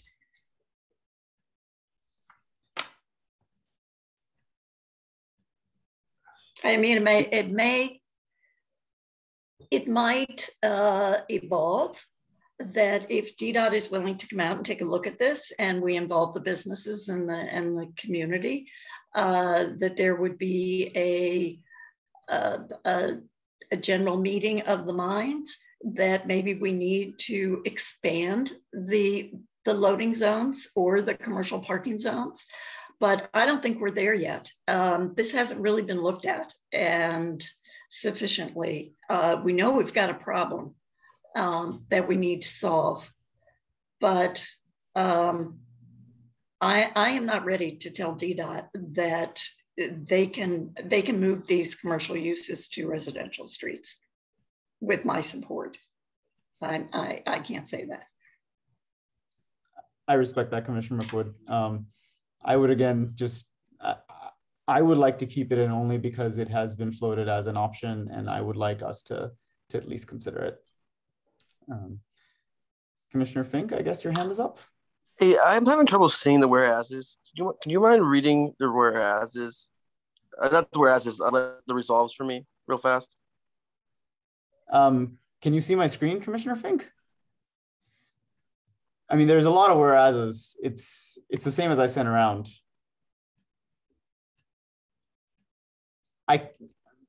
Okay. Sorry,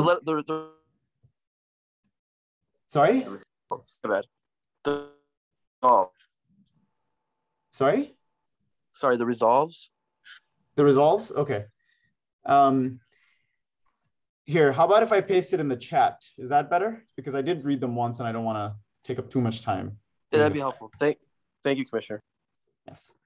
Here are the resolves.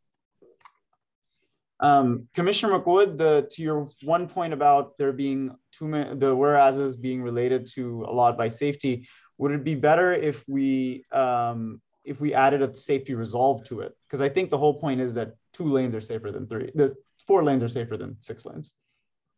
There's no real way to add a resolve, but I did want to make the point that, you know, this is a safety issue as well.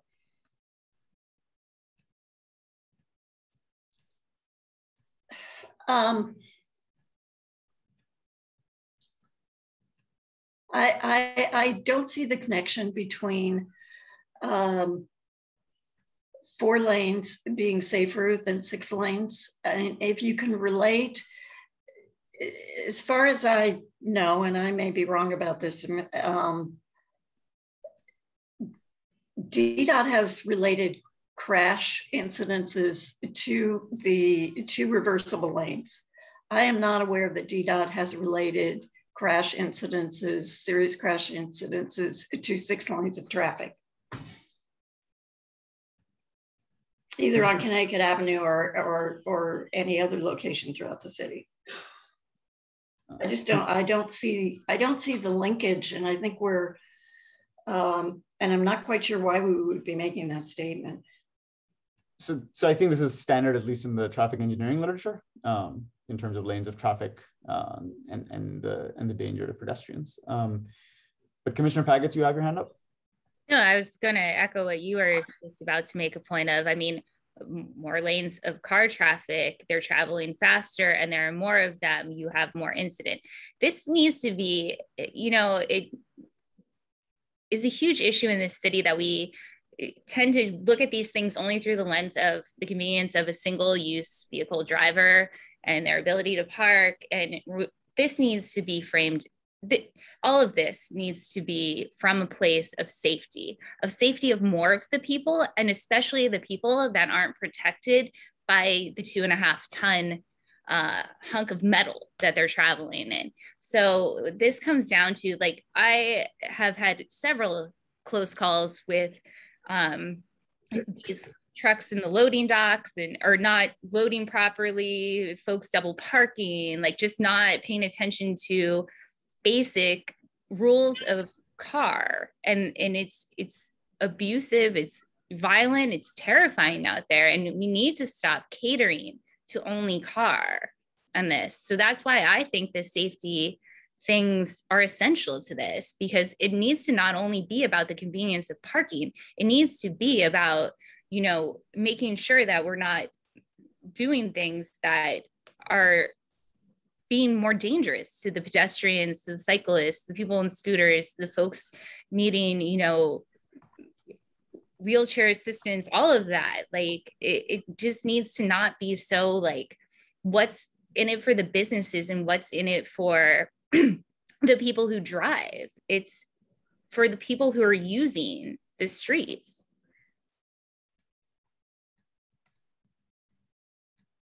I guess I'm a bit confused, because I thought this resolution was about trying to provide relief for the businesses who are really suffering from a lack of parking supply and also the loading challenges. But not making pedestrian safety and all of the other people who are using the street, not compromising their safety for getting more parking back. I don't think I don't think anyone is suggesting that.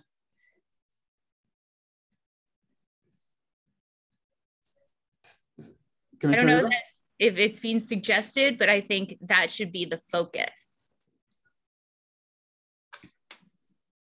Commissioner Riva? Thank you. I'm agreeing with a lot of comments from both sides. 2 things currently stand out to me. In the 8th whereas, I would like to make a friendly amendment to where you say it's dangerous for pedestrians and people who live in the community, to change that to dangerous for pedestrians and residents who live, work, and play along the Connecticut Avenue corridor. Thank you, Commissioner Riva. I like that. That is, Commissioner Riva, that's directly from the environmental justice movement. So thank you for that. Thank you, along the corridor. And while you're typing, the whereas above, where is the reference? Because I will say that kudos to you for your footnotes. I now know why you teach. It's really good. Footnotes. But I have to ask you, in the above whereas, where's your reference to that data? That is from the reversible lane study, and I'm happy to add a footnote to that. And Commissioner McWood, I know you had a question about the high impact corridor. The presentation that I linked had a table listing Connecticut Avenue as a high impact corridor. So that's where that was from. I read the study. I couldn't find that. Okay. It's a 2015 study, right? Yes. Yeah. And I also looked at the 2018 Vision Zero study, which is the most recent one and covers up through 2017.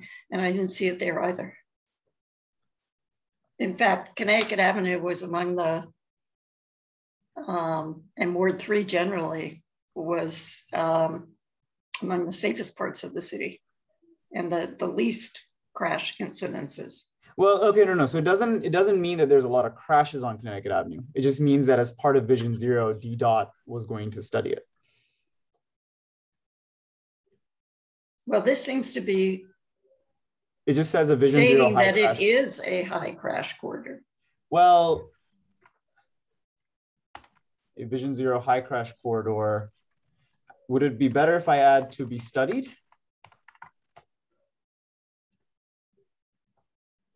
I think it would be better just to delete it because I think it's misleading. There was in the 2018 Vision Zero study, there was a one fatal crash in Ward 3 that was cited, and that was on MacArthur Boulevard, and it actually occurred in a grocery store parking lot where a car malfunctioned, and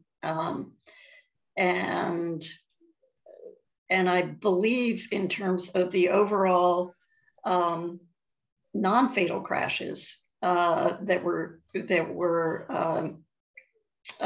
studied by DDOT, Ward 3 had 2% of those non-fatal crashes, and it what I read didn't break it down by avenue, so I don't know how many of that 2%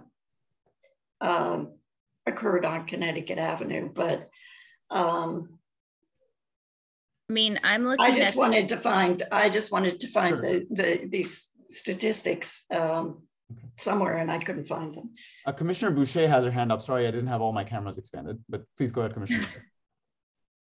I just have a point of clarification, or I would love for you to clarify something. Your first resolve says, therefore, be it resolved that ANC3C calls on the District Department of Transportation to immediately remove all rush hour parking restrictions on Connecticut Avenue Northwest. Now, Connecticut Avenue Northwest, it sounds like you're talking about everywhere from Calvert Street to Chevy Chase Circle. Is that correct? So we discussed this in the committee meeting as well. Like, can we say something like that? Yeah, and, okay. And I think we do want to ask for that. I know we don't have jurisdiction over it all, but the restrictions in other places on Connecticut Avenue affect us as well. And it's very unlikely DDOT will just remove it for us and keep it for other places. Okay. So that's why we're urging them to do that. Okay. So the thought is, I mean, is that something that other ANCs view as an, okay. Well, I have reached out to two commissioners in ANC3-4G and in ANC3F, and they said they would be happy to consider this as well. Of course, they haven't spoken for the commission, nothing like that, but I have made the outreach to them. Okay, excellent. Thank you. You're welcome. That was one of my other questions as well. May I ask, since we're on that resolve, where you share and return to conditions as exemplified on June 15th? What? Refresh my memory. Sure. So on June 15th. Yeah. So here's why this is a little tough. So there's a particular time, and this was hard for me to find the dates. There was a time, I believe it was June 1st or something, where DDOT, so first, once the COVID emergency started, DDOT stopped the reversible lanes and they allowed parking on both sides, even during rush hour. Then around June 1st, they removed the reversible lanes, but they still allowed parking on both sides. And then June 15th, after June 27th, I believe, was when they started putting in the rush hour restrictions. So I just needed a date to tell DDOT, like, this is it. It's really a range, but it was difficult for me to find those exact date range. So I just said exemplified on this date. Well, is the date as important as the action? It helps describe what was going on there. And it was I don't know if clear it's for me. necessary. That's my point. Oh, why don't you just, it's Jason, why don't you just say like pre-June 2021 or post-June, that's what you have, post-June 15th. I think what the problem is, right, is that the reversible lanes, there was a brief period where both the reversible lanes were done and rush hour parking was not enforced. And rush hour parking began being enforced on June 30th. So that in between time, I think June 15th, it's just, I mean, it's the halfway mark. Yeah, I just wouldn't want us or you to introduce a resolution that would go to a body of DC government where we weren't clear on what we were sharing, because it could draw question to some of the other verbiage within the resolution. So instead of trying to put a date on it, I would take it out. So we're not locking ourselves in. I think everybody knows the preconditions prior to the pandemic and what we're trying to achieve. So I just don't know whether the date is as important as the action. That's all. I agree with you, Commissioner Reba. The only thing I worry about is that because there were also the moving parts of the reversible lanes, like I don't want DDOT to look at this and be like, okay, well, we're going to bring parking back, but for some reason we're going to bring reversible lanes back too. Like, it just, I totally see your point. I think giving them a condition shows them that they were doing it and they just return to those conditions because they've done it before, type thing. Right, but if we're trying to remove it, and we have passed, I think, more than 2 resolutions talking about the rush hour lanes, and we were successful in getting DDOT to not re-implement the rush hour lanes after they lifted it. So for me to immediately remove and maintain, all rush hour parking restrictions potentially could be stronger, because we'd be sending this to someone that may ask the same question about the June 15th, since their dates differ from the ones we're identifying in the resolution. So could you just list those systematic things that were happening then, instead of saying June 15th? Yes, so I'm thinking maybe one way of doing this is saying, be it resolved, ANC3C calls on District Farm Transportation to immediately remove all rush hour parking restrictions along Connecticut Avenue Northwest while keeping the reversible lanes away while... No, so you'd say remove all rush hour parking restrictions, as was the situation prior to June 30th, and also keep the removal of reversible lanes as was the case in what I think June 1st. It might have been earlier than that. Mr. Reba, you've got a look that you've got the perfect language for this. I bet you're so good at finessing these things. We need to remove all. See, what we're really requesting is to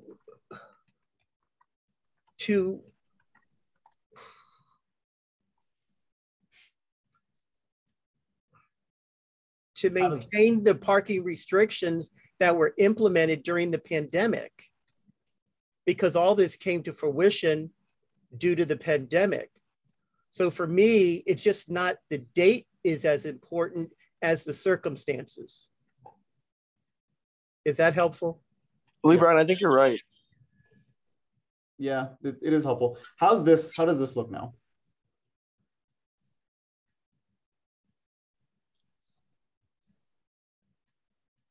Well, you could have also used the word permanently.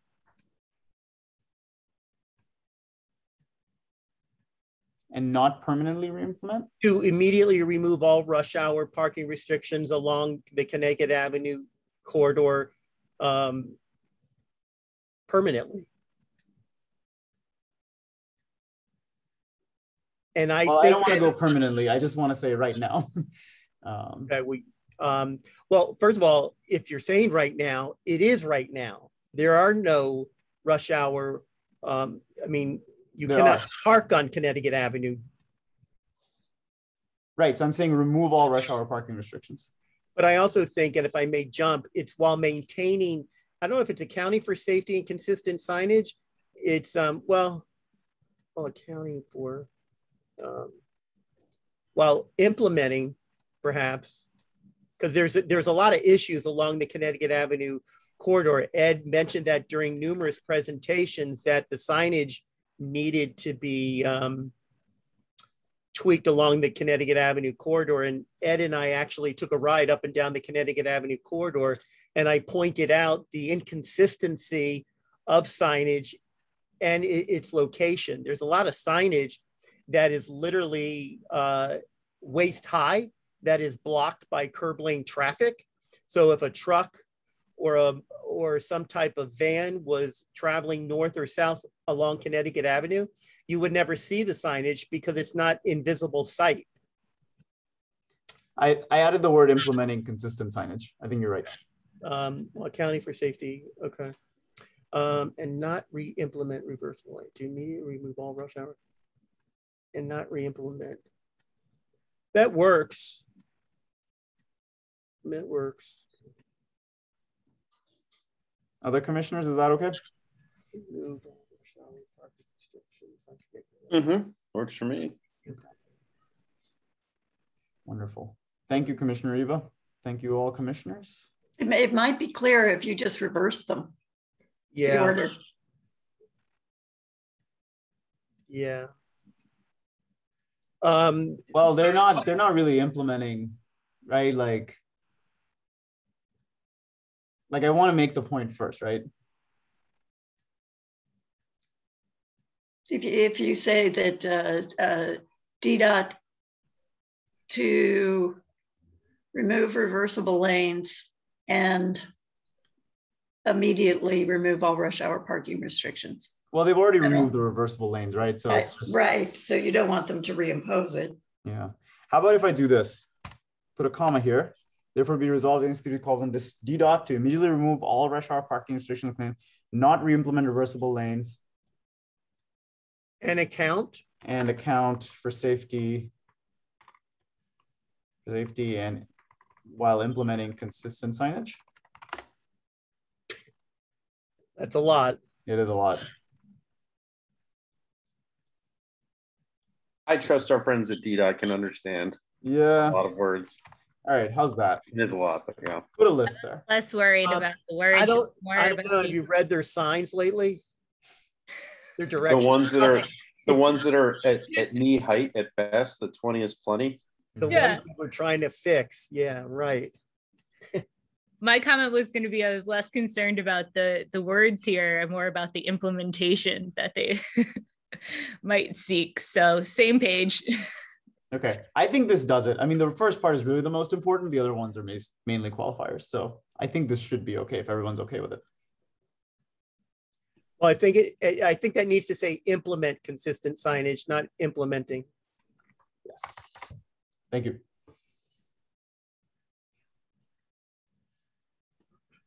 Any other comments from commissioners? I'm okay. How's our... Any comments from the public? I don't see any hands up right now. Oh, I see one. Bar. Hey. Hi, you Bar. guys are working late tonight. Yeah. I'll keep this really quick. First, Swally, thank you very much for the engagement before the meeting by email. I just had two comments that kind of relate to things that you guys were discussing earlier. And this is really a CPC position. We haven't really engaged on this, just in case it helps from our work.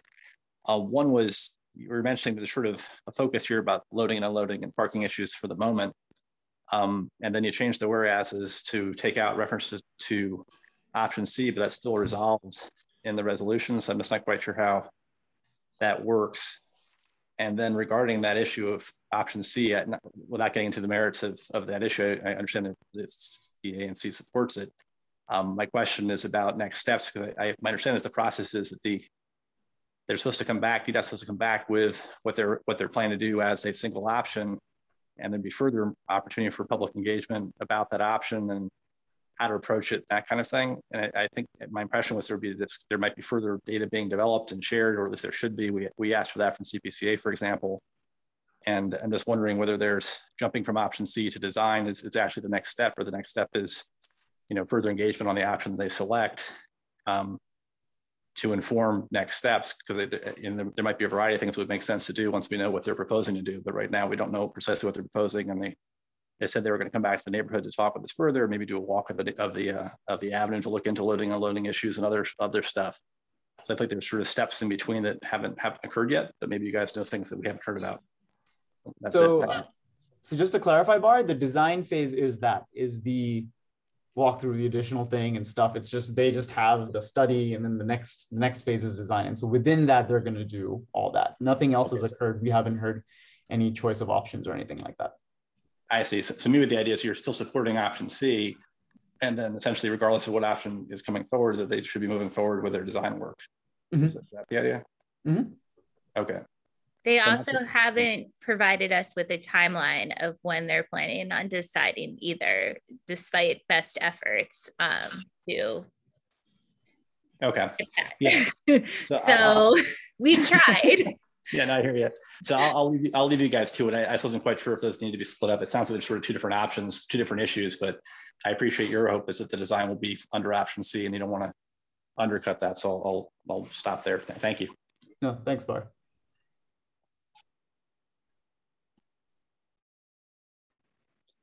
Okay, commissioners, looks like we've sort of exhausted comment, maybe exhausted ourselves. Shall we move to a vote? Okay. I would like to move to a vote. Hearing no objection, yeah, let's move to a vote. And I would like to ask for a roll call vote, Commissioner Finley. Okay, so a roll call vote it is. And I'll second all the above. I don't think a roll call vote needs a second, but thank you. Sure. I mean, I welcome seconds. If you feel like seconding something, please do. Second. Oh boy. Within reason, Jason. So Rachel, could you go through and do a roll call vote, please? Yes. Okay. Commissioner Reba? Yeah, yes, thank you. Commissioner Fink? Yes. Commissioner Pagets? Yes. Commissioner Finley? Yes. Commissioner Siddiqui? Yes. Commissioner Hoyt? I don't see Commissioner Hoyt here right now. Okay. Sorry. It's okay. Commissioner Boucher? Yes. Commissioner Gerson? Commissioner Gerson, you're on mute. Sorry, I said yes. Thanks. Commissioner McWood? Abstain. Okay. Passes. Commissioner Finley, you're on mute. Yes, thank you, Commissioner Siddiqui. I was not aware of that. Thank you. So yes, so thank you, commissioners. We've got one last order of regular business before we move on to our reports, and that is bylaws changes. I will attempt to see if I put in the chat. They should look very similar to what you saw. They should look identical to what you saw minus one change, which Commissioner McWood proposed today to Article 6, Section 2, to make it also comply with DC code. All these proposals make our bylaws comport with DC law. So I'll do a quick, the changes don't seem to show up for public, which is unfortunate. Let's see if I can. Not sure if that's something I can show in Google Docs. Let me see what's going on here. Pardon me. Okay, so I've got both in front of me. I cannot share two tabs at once. So I will share the red line changes. That'll help.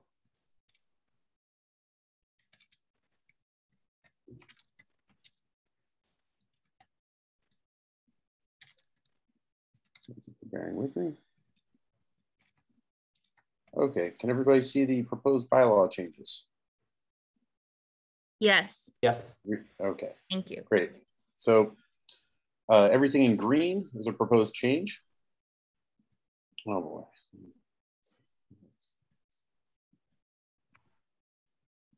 Commissioner Finley, Commissioner Boucher has a question in the chat if we're voting on this tonight, and I believe the answer is no, right? We're just presenting? That is correct. Yes, yes. Thank you, Commissioner Boucher. Yes, so bylaws require 30 days notice. So we will not be voting on these until our October meeting. So that means if you have proposed changes, please, we'll get through them this evening so that we can then vote next month and make sure we're in compliance with DC code. And so we talked about these in a couple of the Transparency and Public Processes Committee meetings, fancy name for bylaws, I guess. But here we go. So proposed changes, changing Article 1, adding and geographic boundaries and making sections. So we add the legal establishment of the ANC, which is similar to other ANCs. I believe we have to have that in there. And then we also need to have our boundaries. And our boundaries are cut straight from DC code. That is section 2. If commissioners would like, I can read them, but please don't. Well, yeah. So we can read them on our own. Well, actually, it's Commissioner McWood, quick process question for you. Is that proper? Do I need to actually articulate and read them out loud since you've been through the bylaws process before? I actually don't know the answer to that question. In the past, the bylaws changes have been very limited, typically only a sentence or two, so they were read. Whether that's a requirement, I actually have no idea. All right, in the interest of doing this correctly, I will read them aloud, and I know that I will be greeted by groans for doing so. But Article 1, name and geographic boundaries. Section 1, I'm only going to read the changes. The commission is established pursuant to Section 738 of the DC Self-Government and Governmental Reorganization Act. Section 2, the boundaries of the commission are those established by DC Public Law 14-133. As of January 1st, 2013, the approximate boundaries are as follows. Located in Northwest Washington, DC in Ward 3, all streets are located in the Northwest quadrant, beginning at the intersection of Van Ness Street and Wisconsin Avenue, southeast on Wisconsin Avenue to Quebec Street, east on Quebec Street to Idaho Avenue, northeast on Idaho Avenue to Rodman Street, continuing northeast across a line extending Idaho Avenue to the rear property lines of the properties fronting on the north side of Rodman Street, east along said rear property lines of the properties fronting on the north side of Rodman Street to Reno Road, southeast on Reno Road to the southwest corner of Melvin Hazen Park, east on the southern boundary of Melvin Hazen Park, and continuing east, I need to change that, east along the rear property boundaries of the properties fronting on the north side of Rodman Street to Connecticut Avenue, southeast on Connecticut Avenue to Rodman Street, west on Rodman Street to the alley behind the properties fronting on the west side of Connecticut Avenue, southeast on said alley to Porter Street, east on Porter Street to Connecticut Avenue, northwest on Connecticut Avenue to the northern property line of 3601 Connecticut Avenue, northeast along said property line of 3601 Connecticut Avenue, and continuing northeast along the line extending said property to Melvin Hazen Creek, east on Melvin Hazen Creek to Rock Creek, southerly on Rock Creek to Massachusetts Avenue, northwest on Mass Ave to Whitehaven Street, west on Whitehaven Street to the northwestern boundary of Dumbarton Oaks Park, west along said northwestern boundary of said Dumbarton Oaks Park to its intersection with the property boundary of the U.S. Naval Observatory, clockwise around said property boundary of the U.S. Naval Observatory to Calvert Street, west on Calvert Street to Wisconsin Avenue, north on Wisconsin Avenue to Garfield Street, west on Garfield Street to 39th Street, north on 39th Street to Mass Ave, northwest on Mass Ave to its intersection with the center line of the former Arizona Avenue right-of-way within Glover Archibald Park, north along said center line of the former Arizona Avenue right-of-way to Van Ness Street, east on Van Ness Street to the point of beginning. Any questions on that?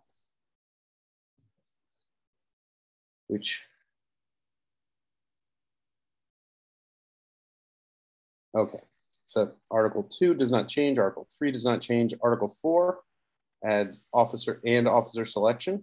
And in Section 3 adds, pursuant to DC code, voting may not occur by secret ballot. And in section 5A, we're required to state that the treasurer is not automatically filled by the chair. We need to clarify the treasurer position cannot be filled by a chair. So we say vice chair should, a vacancy in the office of treasurer is filled automatically by the vice chair. Should the office of vice chair be vacant, the secretary shall fill the vacancy of treasurer. That would be removing immediate ranking officer and replacing it with those directions. We add section 6, 7, and 8, which I shall read. Section 6, the chair shall serve as convener of the commission and shall chair the commission meetings. Section 7, the vice chair shall fulfill the obligations of the chair upon the absence, death, incapacitation, or resignation of the chair. Section 8, the secretary shall ensure that appropriate minutes of commission meetings are kept and that appropriate notice of commission meetings is provided in accordance with subsection C of this section. The secretary shall ensure that commission meeting agendas, minutes, and written recommendations for other government entities are electronically transmitted to the OANC upon their completion. I'm going to make a quick edit and remove in accordance with subsection C of this section because we do not reference the DC code from which this is taken, but we are required to have everything else in it there, everything else spelled out as it is here. Section 9, the treasurer shall ensure that the responsibilities provided for in section 1-309.13 are fulfilled. No individual may serve as both the chair and treasurer simultaneously for any commission. All right, I have a recommendation, but it's unimportant in the interest of time, and I suggest we move on. So section 2, Article 6, Section 2, this Commissioner Wood recommended this afternoon to better comport with DC code. Section 2 did state the commission shall meet regularly at least once each month at a time and place established by the commission. That is not required by DC code. The commission shall meet in public session at regular intervals at least 9 times per year at locations that are designed to reasonably accommodate the residents of the commission area. And then each regular meeting shall include a segment wherein residents of the commission may present their views and items of concern. It's kept, but then within commission area, meeting places shall be varied. That it was moved, and commission experience dictates that that is a good thing to do because not every SMD has a good place to meet. Let's see, Article 6, Section 5 would be removed. We allowed under our bylaws voting by proxy, but that is not allowed under DC code. So we have to remove that from our bylaws. And Article 7 is amended to say voting and parliamentary authority. DC code requires us to state that each commissioner shall have 1 vote and that we must be present at the meetings at which we vote, which is sort of the flip side of not voting by proxy. So Section 1, each commissioner shall have 1 vote on matters proposed for action by the commission. Section 2, commissioners shall be present at a meeting in order to vote unless provided by law.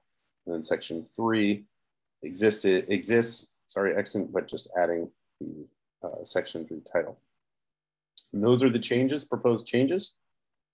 Thank you for bearing with me. I know that bylaws are not the most fun portion of what we do here, but they are necessary. And so thank you all. And if you have any questions, we want to discuss where these are going,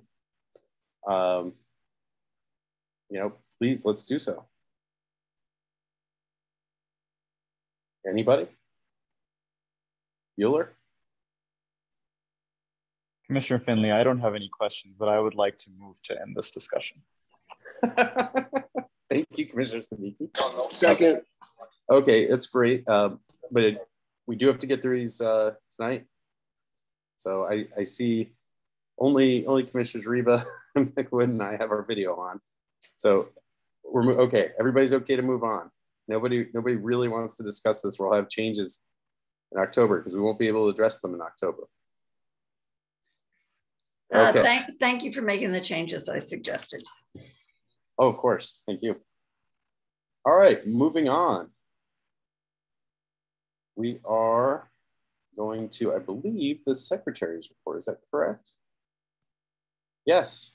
Secretary Reba. It is. Thank you. I did receive your comments, Chair Finley, as yours as well. Commissioner McWood, those changes will be made. So with that being said, unless there's any other changes that someone wanted to share, I would move the minutes for the July 19th meeting. Second. Okay. All those in favor? Okay. And if I may, Chairman Finley, after those changes that were suggested are made, I'm going to recirculate it one more time to make sure that they were captured correctly. Thank you. Okay, thank All you. right. Commissioner Siddiqui, I believe you voted in favor? Yes, I did. Okay, all those opposed? Okay, the motion passes. We've lost 2 commissioners. Commissioners Hoyt and Boucher. Okay.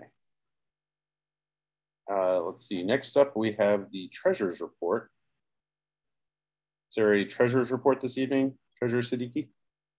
I will skip the Treasurer's Report for tonight, and we'll have a quarterly financial report for both next meeting. Okay, thank you. Now we move to single member district reports, and why don't we go ahead and get started, Commissioner Reba? Thank you. There are no current updates for the Woodley Park Commercial District east of Connecticut Avenue. I do want to share that since the National Zoo reopened in May, their team has worked tirelessly to create a safe environment for their visitors, staff, and animals. With this said, they've made the decision recently, and I would say a difficult decision, to cancel some of their events that traditionally take place in the fall. 2 of them are here at our location. One of them, the Conservation Discovery Day at the Virginia campus, will be canceled. Boo at the Zoo will be canceled, and Zoo Lights will be canceled. Really? Zoo Lights too? That's awesome. Zoo Lights as well. There are free passes and paid parking passes available. And all of the, well, let me just say that free entry passes and paid parking passes, as well as detailed information about their safety measures and protocol, are available on their website. So I would encourage everyone to check out their website. Also, constituents are invited to tune in to any of the zoo's free webinars, which launch October 1. And these are terrific resources for learning more about the zoo and their animal care teams from your homes. I think it's a great opportunity. I just would also ask everybody to sign up for the zoo e-newsletter and follow the zoo on Facebook, Instagram, and Twitter to see what's happening at the zoo, check out cancellations, and check out the events and other activities. And finally, I will say the National Zoo is committed to open lines of communications with their constituents. And I'm going to ask our administrator, and maybe there's a way to do a hyperlink from our minutes, because I could give you the email now, but it may not, I don't know if everyone's going to be able to capture it, but what do you suggest? Should I try it? The email address, give it? Can you throw in the chat? Oh, sure. Good idea. Thank you. And then this will be in our minutes. But yeah, if you got comments and feedback, email them. If you don't agree with the decision regarding zoo lights, let them know. Okay. So let me go ahead and put this in there. Commissioner Reba, can Commissioner Fink get started? Oh yeah, I'm sorry. Very good.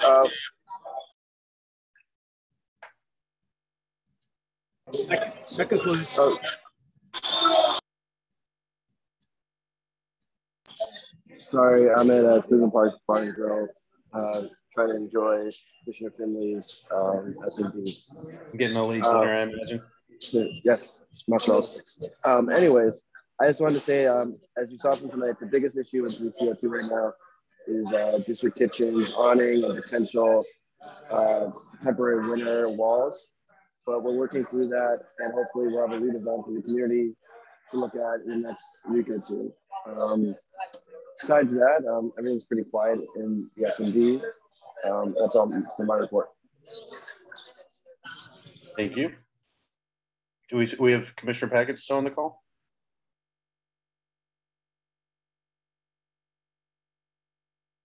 Okay. Well, I'll talk briefly about 3C04.